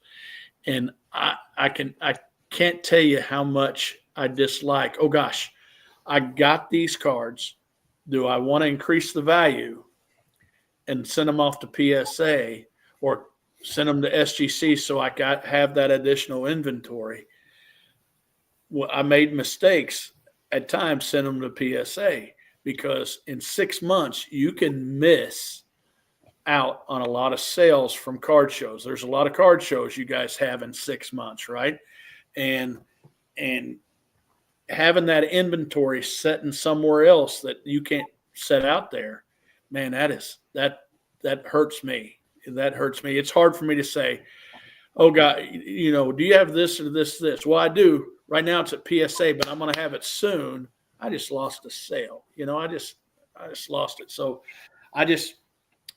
but I deal maybe a little bit different than you guys. I deal in a lower end Hall of Famers. That's, lower end graded cards, Hall of Famers. And then I'll have a look through box, a small one of raw cards, and that increases every once in a while. But golly, missing out on a sale is tough. And it's just, I wouldn't go too crazy with that, because there was a submission once that I did for SGC, and I must have graded like 40 cards, all vintage. And there was a Brooks Robinson rookie. It was like dead centered. Beautiful eye appeal. Had a little tear on the edge, and that's what gave it the 1.5. And this guy was like, oh my God, what's wrong with that card? He was like in love with the card. I was like, yeah, so are you going to buy it or what? Like, what are we doing here? He's like, yeah, it's just that I only collect PSA. I lost the sale because it wasn't in a PSA. So I wouldn't beat yourself up totally, because sure. There's certain buyers that just don't want to deal with anything but PSA. Right. Oh yeah, there's certain buyers that don't want to deal with anything but a lighthouse slab. They walk by in California sometimes. Oh, I like that card a lot. You do have a lot of really good cards here, but some of them aren't in the new lighthouse holder. I said, so? And they say, well, I only buy the new lighthouse holder. Right. And I'm like, you can get it reholded over there for $12. But I don't know. Some people just don't know these things because they haven't been involved in the hobby that long. Right now, though, to your point, Chris, I have cards at SGC. I'm hoping to get back by next Wednesday to take them to California with me to do the West Coast Card Show. And I was thinking about sending them to PSA, and I thought, well, I'm not going to get them back until after opening day. And that's going to be too late, because we're right in this right now. If you're selling cards, is the time, right? Probably through May. Right. It's really a great time. Great time for new cards, for a really good time for new cards, right? New players, new present day players, more so than vintage is. Well, but I've seen vintage has been going up again a little bit, depending on what it is, and depending on the grades. I mean, John has been talking about all these PSA 10s and 80s cards, right? And he sends us cards like, look at this Cal Ripken, look what this card went through, this Ricky Henderson. But just in general, I think things have gone up a little bit. Would you say so, James? Yeah, I've been noticing a little rebound, and surprised sometimes, because for a while I'll think to myself, that's a $400 card all day long. And next thing you know, it's $500. I'm like, whoa, when did that happen? It was riding 400 for like a better part of a year, and suddenly now it's worth $5. Yeah, so it's definitely the time to reprice cards. But go ahead, George. Sorry. Yeah, well, for the last 9 months, I've been looking at. I don't like to reprice my cards all that often, and I have people come up sometimes and say, "Oh, you're a little high on that card," and I say, I don't get offended. I just say, "Well, tell me where it should be," and they show me, and finally go from there, and they end up, hopefully work a deal. But now I have to like start looking because some of these cards have gone up. Vintage, you know, Manels, Mazes, Aaron's, Reggie rookies, whatever. They're kind of. I notice people are really active, and I don't, James. I don't know about what you've seen at shows too, or both you guys. I mean, the shows I've been to have just been chaos. I mean, it's elbow to elbow. I taught myself to look up the card as someone's inquiring about it, and they'll ask me for a deal, and I'll look it up real quick. Before I used to just give a deal on my sticker, but I learned my lesson with a mantle. I had, I think, 450 on it, a 61 mantle, and I gave it to him for $400 because he was a friend of Bill's and everything, repeat customer. So I gave him a little love, and he couldn't buy it. He couldn't pay quick enough, and that already like put up the spider sense tingle. I look it up. That card jumped up to 550. And I was like, oh my God, I just gave this guy a card worth 550 for $400. And I learned my lesson the hard way. I look up every card now when someone's interested in it. Every card. And then if it goes up, I stay firm on my sticker. And then if he walks away, I quickly change that sticker. I don't mess around no more. Yeah. What do you guys use to price cards? Card Ladder and VCP. VCP. I price them VCP, but I use sold on eBay at the show. Sold prices. But, eBay's been wonky lately. Like you'll look up something and it'll throw up other cards in there all of a sudden. On what? On eBay. eBay sold listings. Mm-hmm. I don't go by the last one sold when I was there. Like I'll go by the last 2 or 3 sold if it's something that's sold a while. But Yeah, I used to use 130 point. That hasn't been working too great lately. And alt is like people who use alt. I almost don't want to deal with them. I'm convinced alt just makes up prices.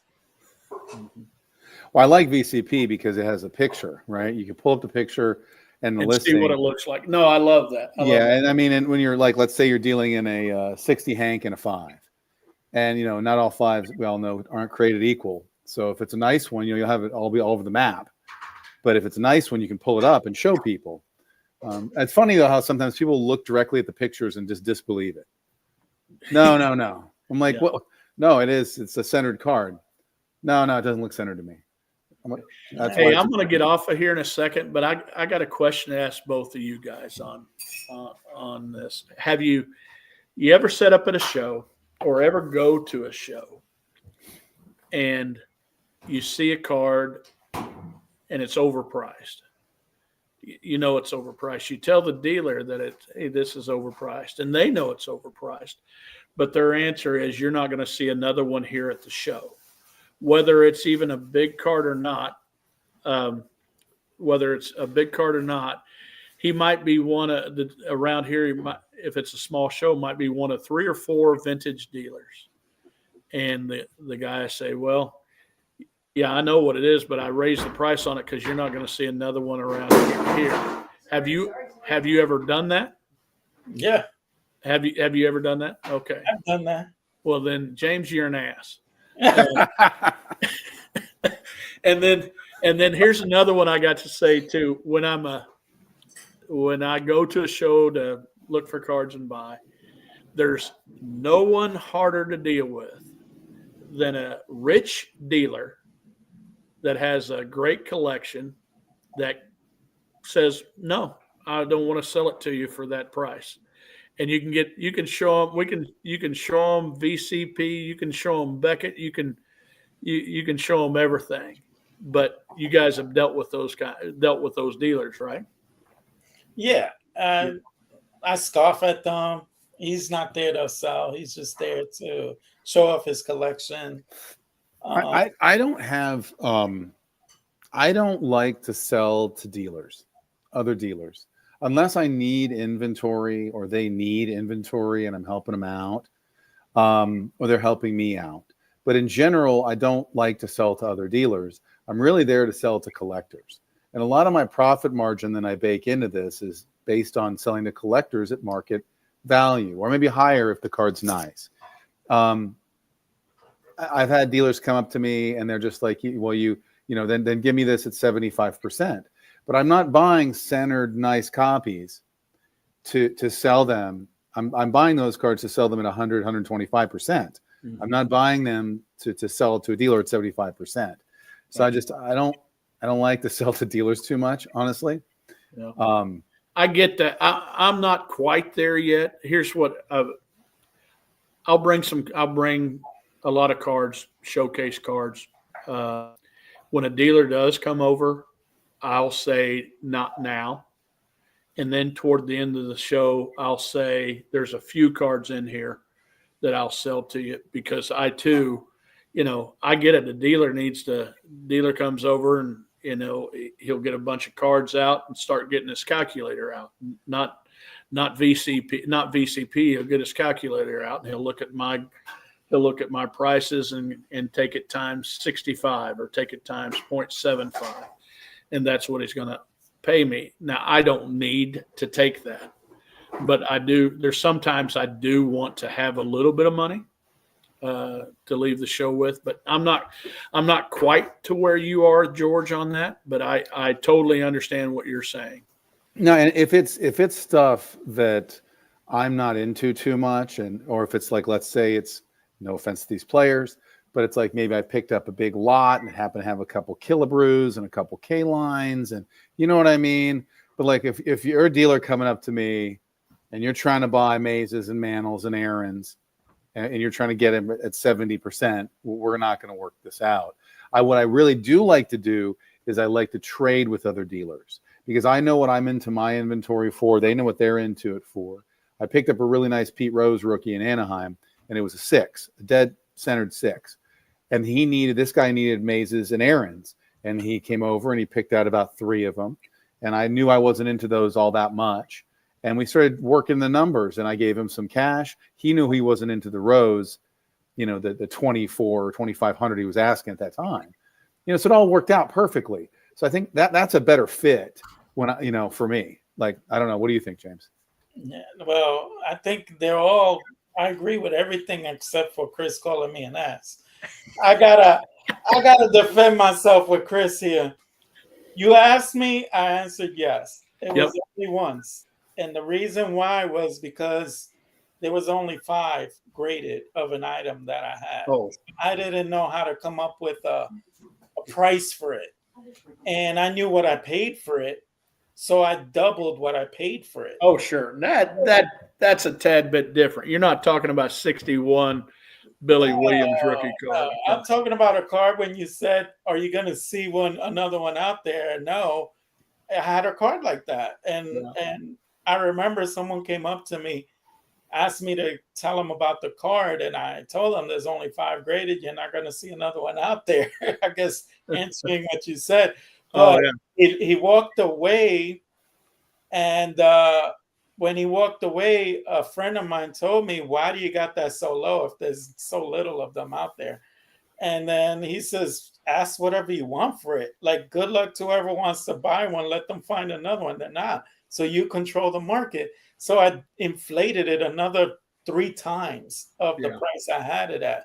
And when the guy came back looking for it to buy it, he saw the price, the new price. He was like, what the hell? It just happened. And I said, I'm sorry. I had a little powwow with someone, and he gave me some advice, and I took it. And I think that along these lines, though, too, Chris, you're talking, I know you got to go. You're talking about like that experience you had with that Pee Wee Reese at that show you did in your video, that double play Pee Wee Reese.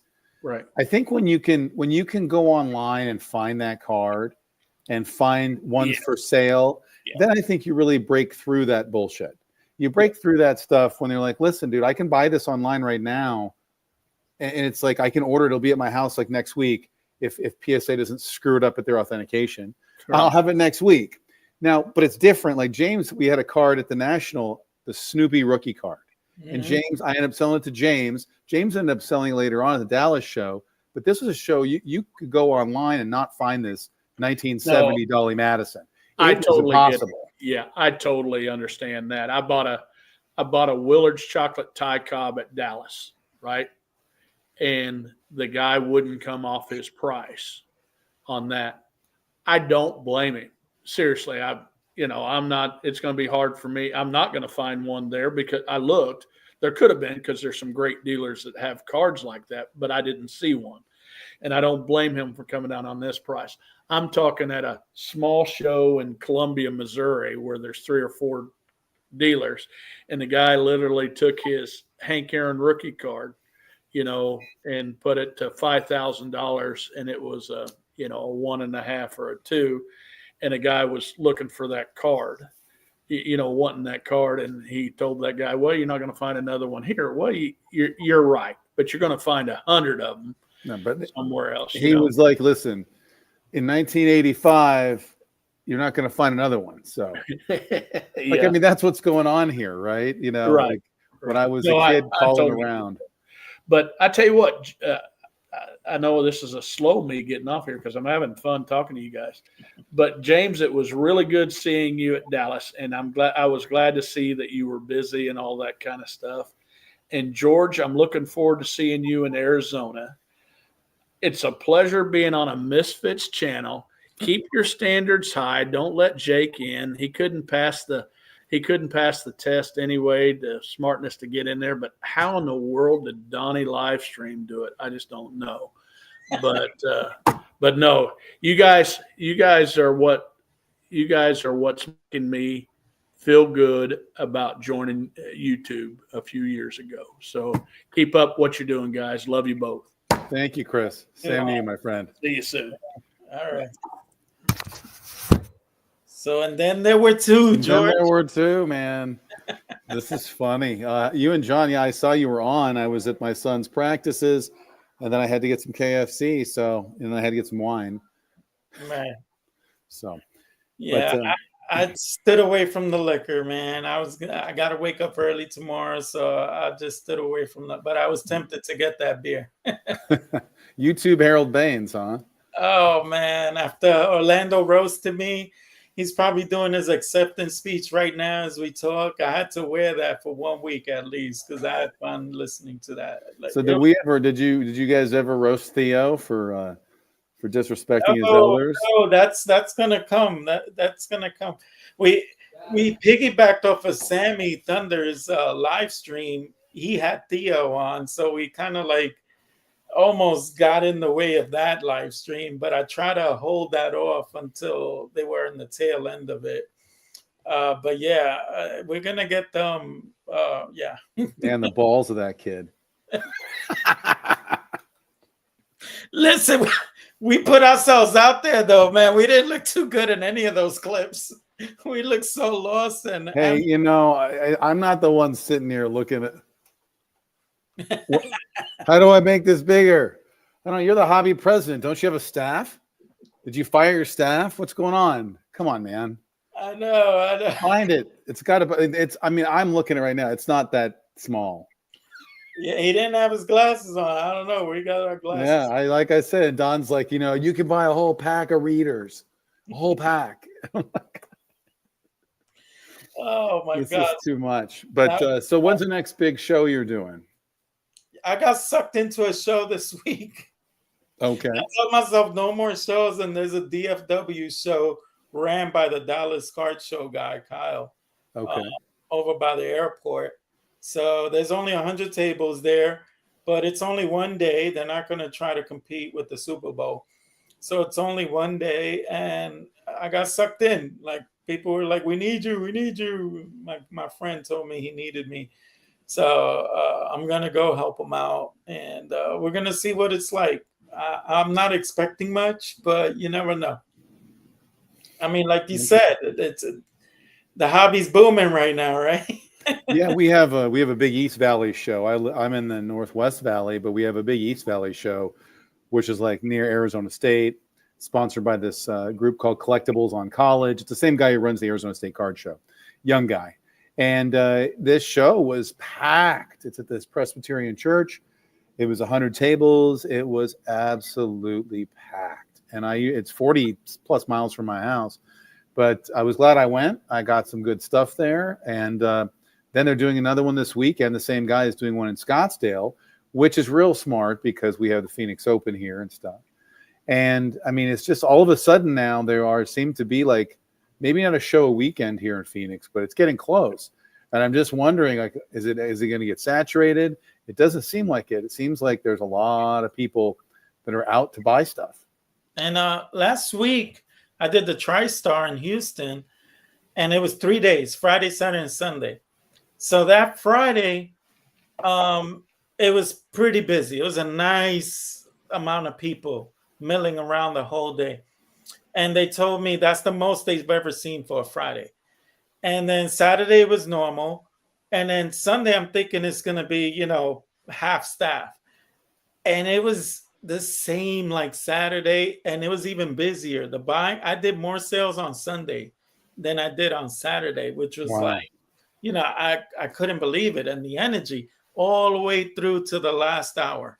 Wow. It was just busy. I was shocked. The hobby is definitely strong. Yeah, we have the West Coast Card Show coming up. I'm driving out Thursday morning and VIP night Thursday night, and Friday, Saturday, Sunday, and then President's Day on Monday, which is great. But man, I've been preparing for this show for like 3 months, and I think it's just going to be bonkers.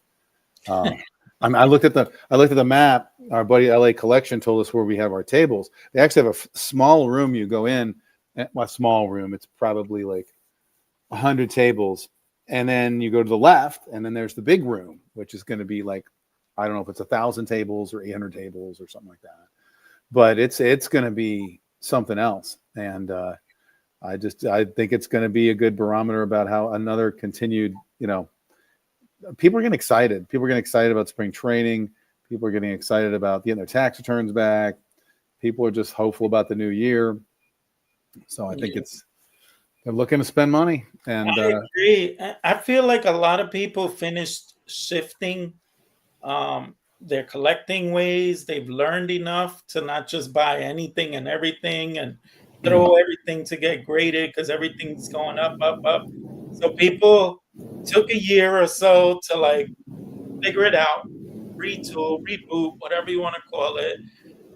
Figure out exactly how they want to stream their collecting ways. And like look at Dylan, for instance. He's been collecting his whole life, and all of a sudden within the last year and a half, he's had the great epiphany to chase centered cards, and to the point where he scrutinizes even 49, 51, like he'll catch that 1% it's off.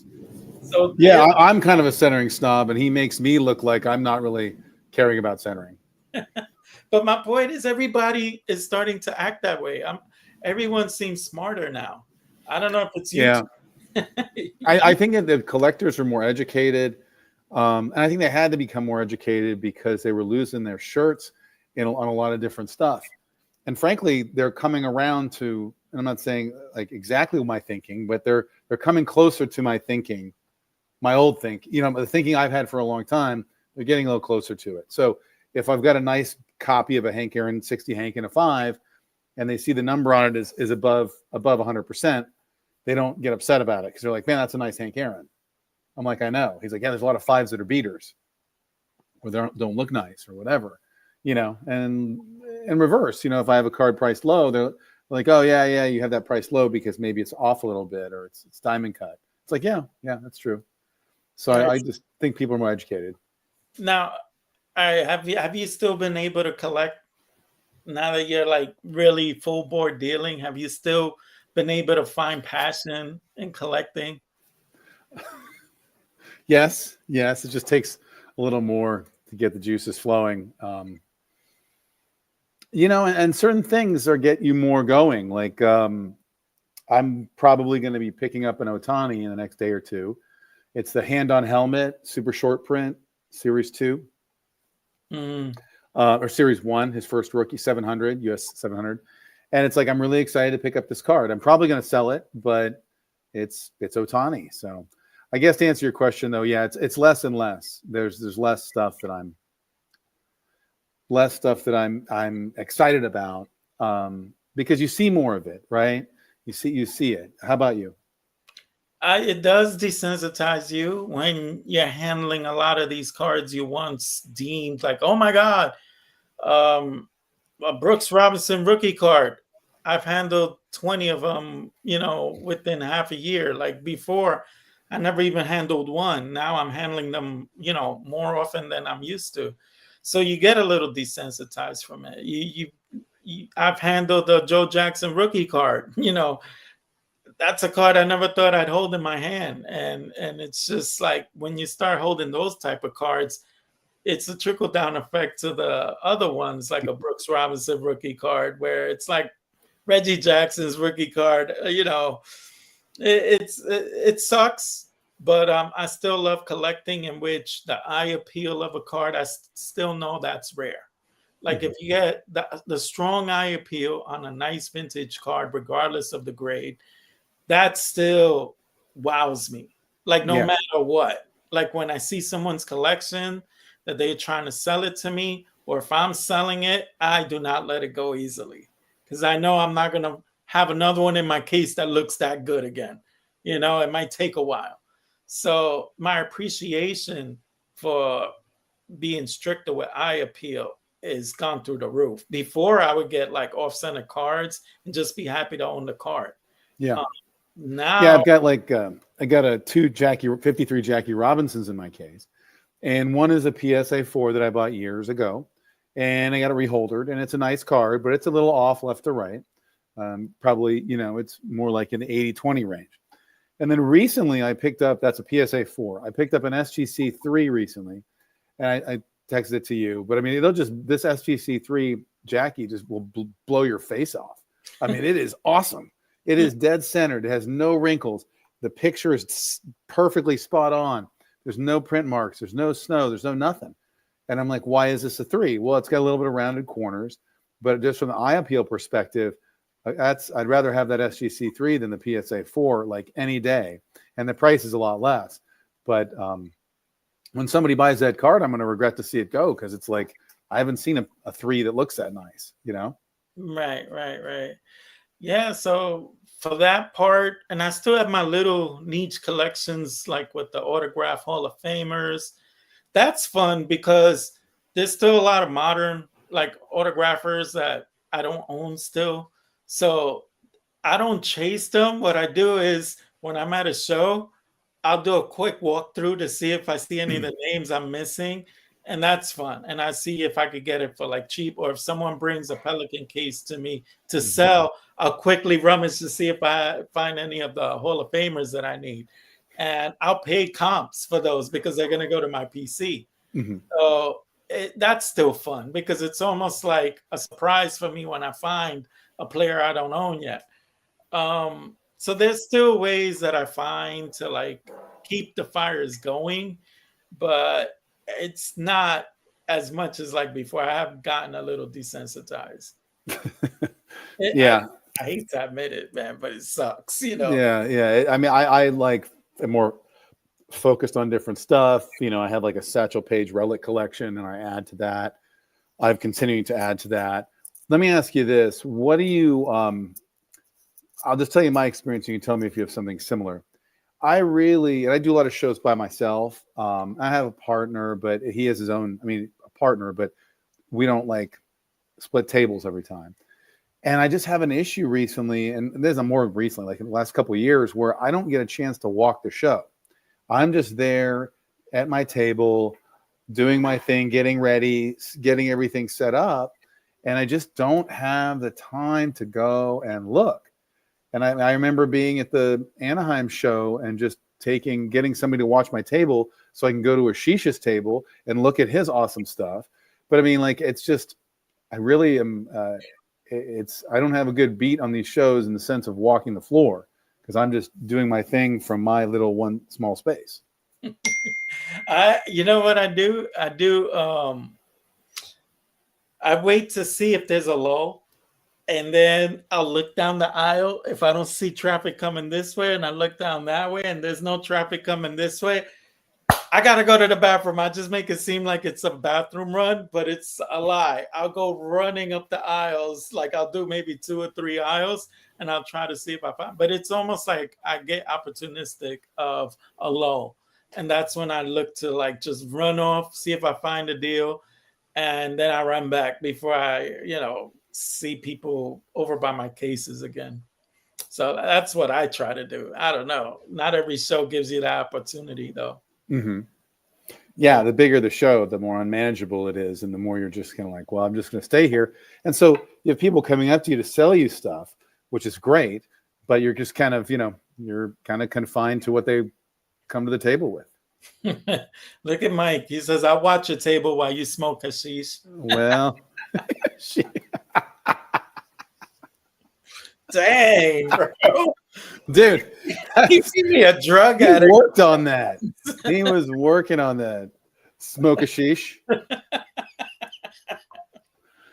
Oh man! Oh my I god. thought Mike Petty was supposed to be out here in Phoenix at the Phoenix Open. Mike, I thought you were supposed to be out here. Yeah, I hope he's there. That's what I heard last mid-year. I can't wait. For those that don't know, I'm gonna be doing a show in Arizona with George. We're gonna be partners, almost, elbow partners, just selling together. So that's gonna be a blast. Yeah, the Arizona State Card Show. We're gonna have a lot of people here, man, from Chicago, Cleveland, Milwaukee, LA, Anaheim. I'm all these spring training, Dallas. I mean, all these spring training teams are out here, man. All these people come out, including our friend Chris from Missouri is coming out to see the Royals in March. Yeah. I said, oh, he's got to settle for Ontario. Well, we'll see you there, Mr. Petty. Come by and hang out, and you can smoke hashish. And then George is going to join me at the National. I know you can't wait for that one. That's going to be awesome. I already got my tickets. Yeah, I got to get me a Pelican case, but the carry-ons. That's what I need to find, so I could jump on a plane with all my slabs. I know this is going to be trying to figure this all out, but I mean, you see these guys on these plane flights anyway, and thank you Southwest for allowing us to just have free carry-ons and bring a bunch of stuff. So that's going to be great. Yeah, it's Strongsville was a thought in my mind. I was looking at it again today and just trying to think if I could do it or not. It's not so close for me. For you, it's closer. If I go there, I'm going to go in the morning, catch a plane at like 5 a.m, land, do the show, and then hop on a plane right back. That's my plan if I go, and it's just going to be a 1-day hit it and quit it show. Yeah, for me it's like a 4-hour plane flight, so that's direct. So if I'm going to go, I'm going to stay for a while. But I don't think I'm going to make it. I don't know. It's part of me really wants to go. At the same time, if I have to choose at this point, there's just the excitement of the National is more for me. The modern cards, I mean, I do modern cards too. It's just there's just so much more excitement going on. I'd love to do them both. I just don't think I can. I mean, I have the front row show the week before Strongsville in Phoenix, and then Strongsville's the next week. That's in April, right? Like April 10th is Strongsville. Mm-hmm. I don't know. I could be convinced, but I'm still. I gotta ask you a question. Are you finding it harder to, like what Chris was saying, finding inventory or keeping inventory? Are you finding it harder to come upon vintage? I'm probably not the right person. This sounds weird to talk to about this because I'd buy all kinds of different stuff.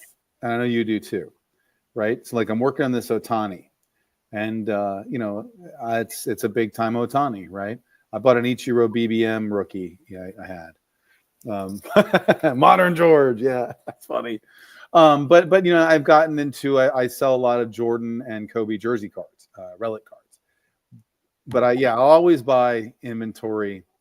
Yeah, but that's what everybody says about the front row shows. It's full of Pokemon. So, oh, there's my boy Troy from Phoenix. Big Hang Chinese food. That's where we go, man. It's a great Chinese restaurant. That's some affordable security right there. Yeah. Hey, if you can get somebody a lunch combination for $12.95 and have them watch your table, you're good to go. But that MSG will knock you out, though. So that's bad security if you're gonna leave. You got to drink a lot of water and beer. No, but so that's funny. I think though that vintage wise, it is a little tougher with inventory because what we have is more educated collectors. They're coming up to us. They're trying to sell us inventory. And you look, initially you're like, oh, it's Hank Aaron, it's Willie Mays, Mickey Mantle. And they're like not the right cards. They're like leaders cards, or they're not centering as bad, or they're overgraded. So it is hard to find. I've found lately, it's harder to find good quality centered vintage inventory. And when it comes up to the table, I'm more than happy to pay 85% for it because you don't see it that often. That's my take. Yeah, I've been having to pay 80 to 85% for modern, and the margins just aren't for modern or vintage. I mean, for vintage. Okay. Sorry, Bink got me saying modern right now. It's modern Bink, baby. Frank Thomas. But yeah, with the vintage, when someone comes up with a whole case full of vintage, he just wants 85%, like right off the bat. I'm not selling it for less than 85%. And there's times you just say, you know what, I'm gonna do it, and because I need inventory, and it sucks, but it is what it is.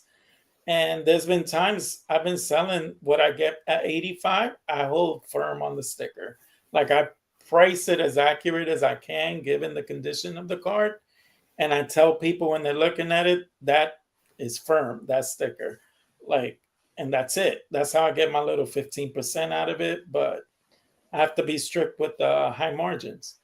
I agree. And I do try to pick up different types of modern stuff. When I say modern too, I'm talking like modern to me is like Jordan and everything after, right? It might be Bird, it might be Kobe, it might be whatever. But yeah, well, I mean, 80, 85%, if the card's nice though, I mean, you never know because you don't know what comes up to the table. Yeah, it's true. It's true. Yeah. So, I mean, but like with this 53 Jackie Robinson I picked up recently, it was at a shop that specializes mostly in modern. So they have like one case of vintage, like they big stand-up cases, and they have like 12, 15 of modern, and they have Pokemon in the back. So when I can find a place like that has some good vintage, they don't value the vintage like I do. So they're willing to move it. And I have something maybe they want. Maybe I have some modern autos. I have some Otanis, I have some Sotos, I've got some Herberts, Mahomes, whatever. And I don't value it as much as they do. And then we're able to work a really good deal.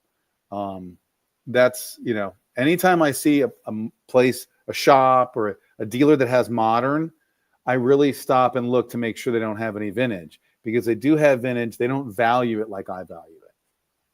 So it sounds weird, but you usually can get a better deal on vintage from modern dealers. Yeah, I find the same thing when I see someone come up to me with a Pelican case, like 99 modern, and then they'll have like 2 slabs in vintage. They're almost giving it away to me because it doesn't suit their collection. And I get lucky. I get it for like 50% or something because they just don't care. Yeah, the guy who I bought the BBM Ichiro rookie from, PSA 10, the whole thing was like Anthony Richards autos, Justin Jefferson rookie auto. It was a giant Pelican case. This was the only card that was from like the 90s. And he was calling it vintage. Okay. And so we're going through this, and then I took the Ichiro and we just trade, and he took a bunch of modern baseball, some Sotos, a few Otanis, and some cash, all base cards and in 10s, but it's like, to him that Ichiro just didn't fit his collection. You're right.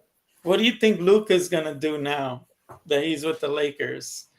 Is it going to get a spike or what? Well, I think it has a spike, right? Yeah, but I mean, are people going to want to collect him in the Dallas now? Like, Me personally, with Brunson, I don't want him in a Dallas Mavericks uniform. I wait for him to come out in Knicks stuff. I'll get his autograph version in Knicks. I don't know what's going to happen. Like his rookie cards will be safe because he only has one rookie, But after that, are people going to clamor for his other Dallas cards? That's what I'm curious about. Well, I mean, I'm not saying that he's Ohtani. Ohtani is a better baseball player than Luka is a basketball player. And some people may disagree, whatever. Ohtani's a historical character. I mean, he's awesome. Luka's awesome too. But I know that Dodger fans they if they want Ohtani, they don't care that he's in an Angels uniform, right? They'll buy him. And Laker fans are very loyal, and Laker fans probably will spend money on Luka, significant money. I know that he's going to have to be successful. I don't know how quickly he's going to have to be successful, but I mean, LeBron only has a certain amount of time here, right? So I know they have high expectations, but I really think what it hurts. It really hurts Dallas. I mean, I felt so sorry for the Dallas Mavericks, and I didn't even know that Cuban sold the Mavericks, and the kind of people that bought him own gambling establishments, and I don't know. It doesn't seem like they're too interested in creating a winning team, and they're dismantling the thing. Well, to the Mavericks' defense, they're in a win now window, so they just decided they're just going to go all in. And PJ Washington, he's playing good, like subbing in for Luka. So I figured, I guess they were thinking if we could get 85% of like production out of PJ Washington of what Luka was giving us, and then bolster the center position with the best center in the league with AD, that's going to help out team like exponentially. Like, because Luka doesn't play no defense. And now you got like good defensive players almost in every position. You could play Anthony Davis at power forward when you want to play Lively at center. So I could see why they decided to make this move for a win now, but it's just Luka's so young and you had him. Yeah, I mean, he's a generational talent. I mean, if you were to start a franchise right now, he would be among the people you would contemplate, him and Wemby and, Giannis. But it's like, and obviously Jokic. Jokic is on a different level. But, I mean, this guy is a great basketball player, and I feel like he just needs to be around the right people, and he'll be successful. No offense, but I'm not betting on the Dallas Mavericks at this point at all. Just like I'm not betting on the Phoenix Suns. It's just like, these teams just. But Luka's a generational talent, and it's like this might be what his career needs to take it to the next level. It's a shame though that people can't build it where they were drafted. Yeah. Yeah, I heard that too. My son was telling me about Kobe. Yeah. Dang.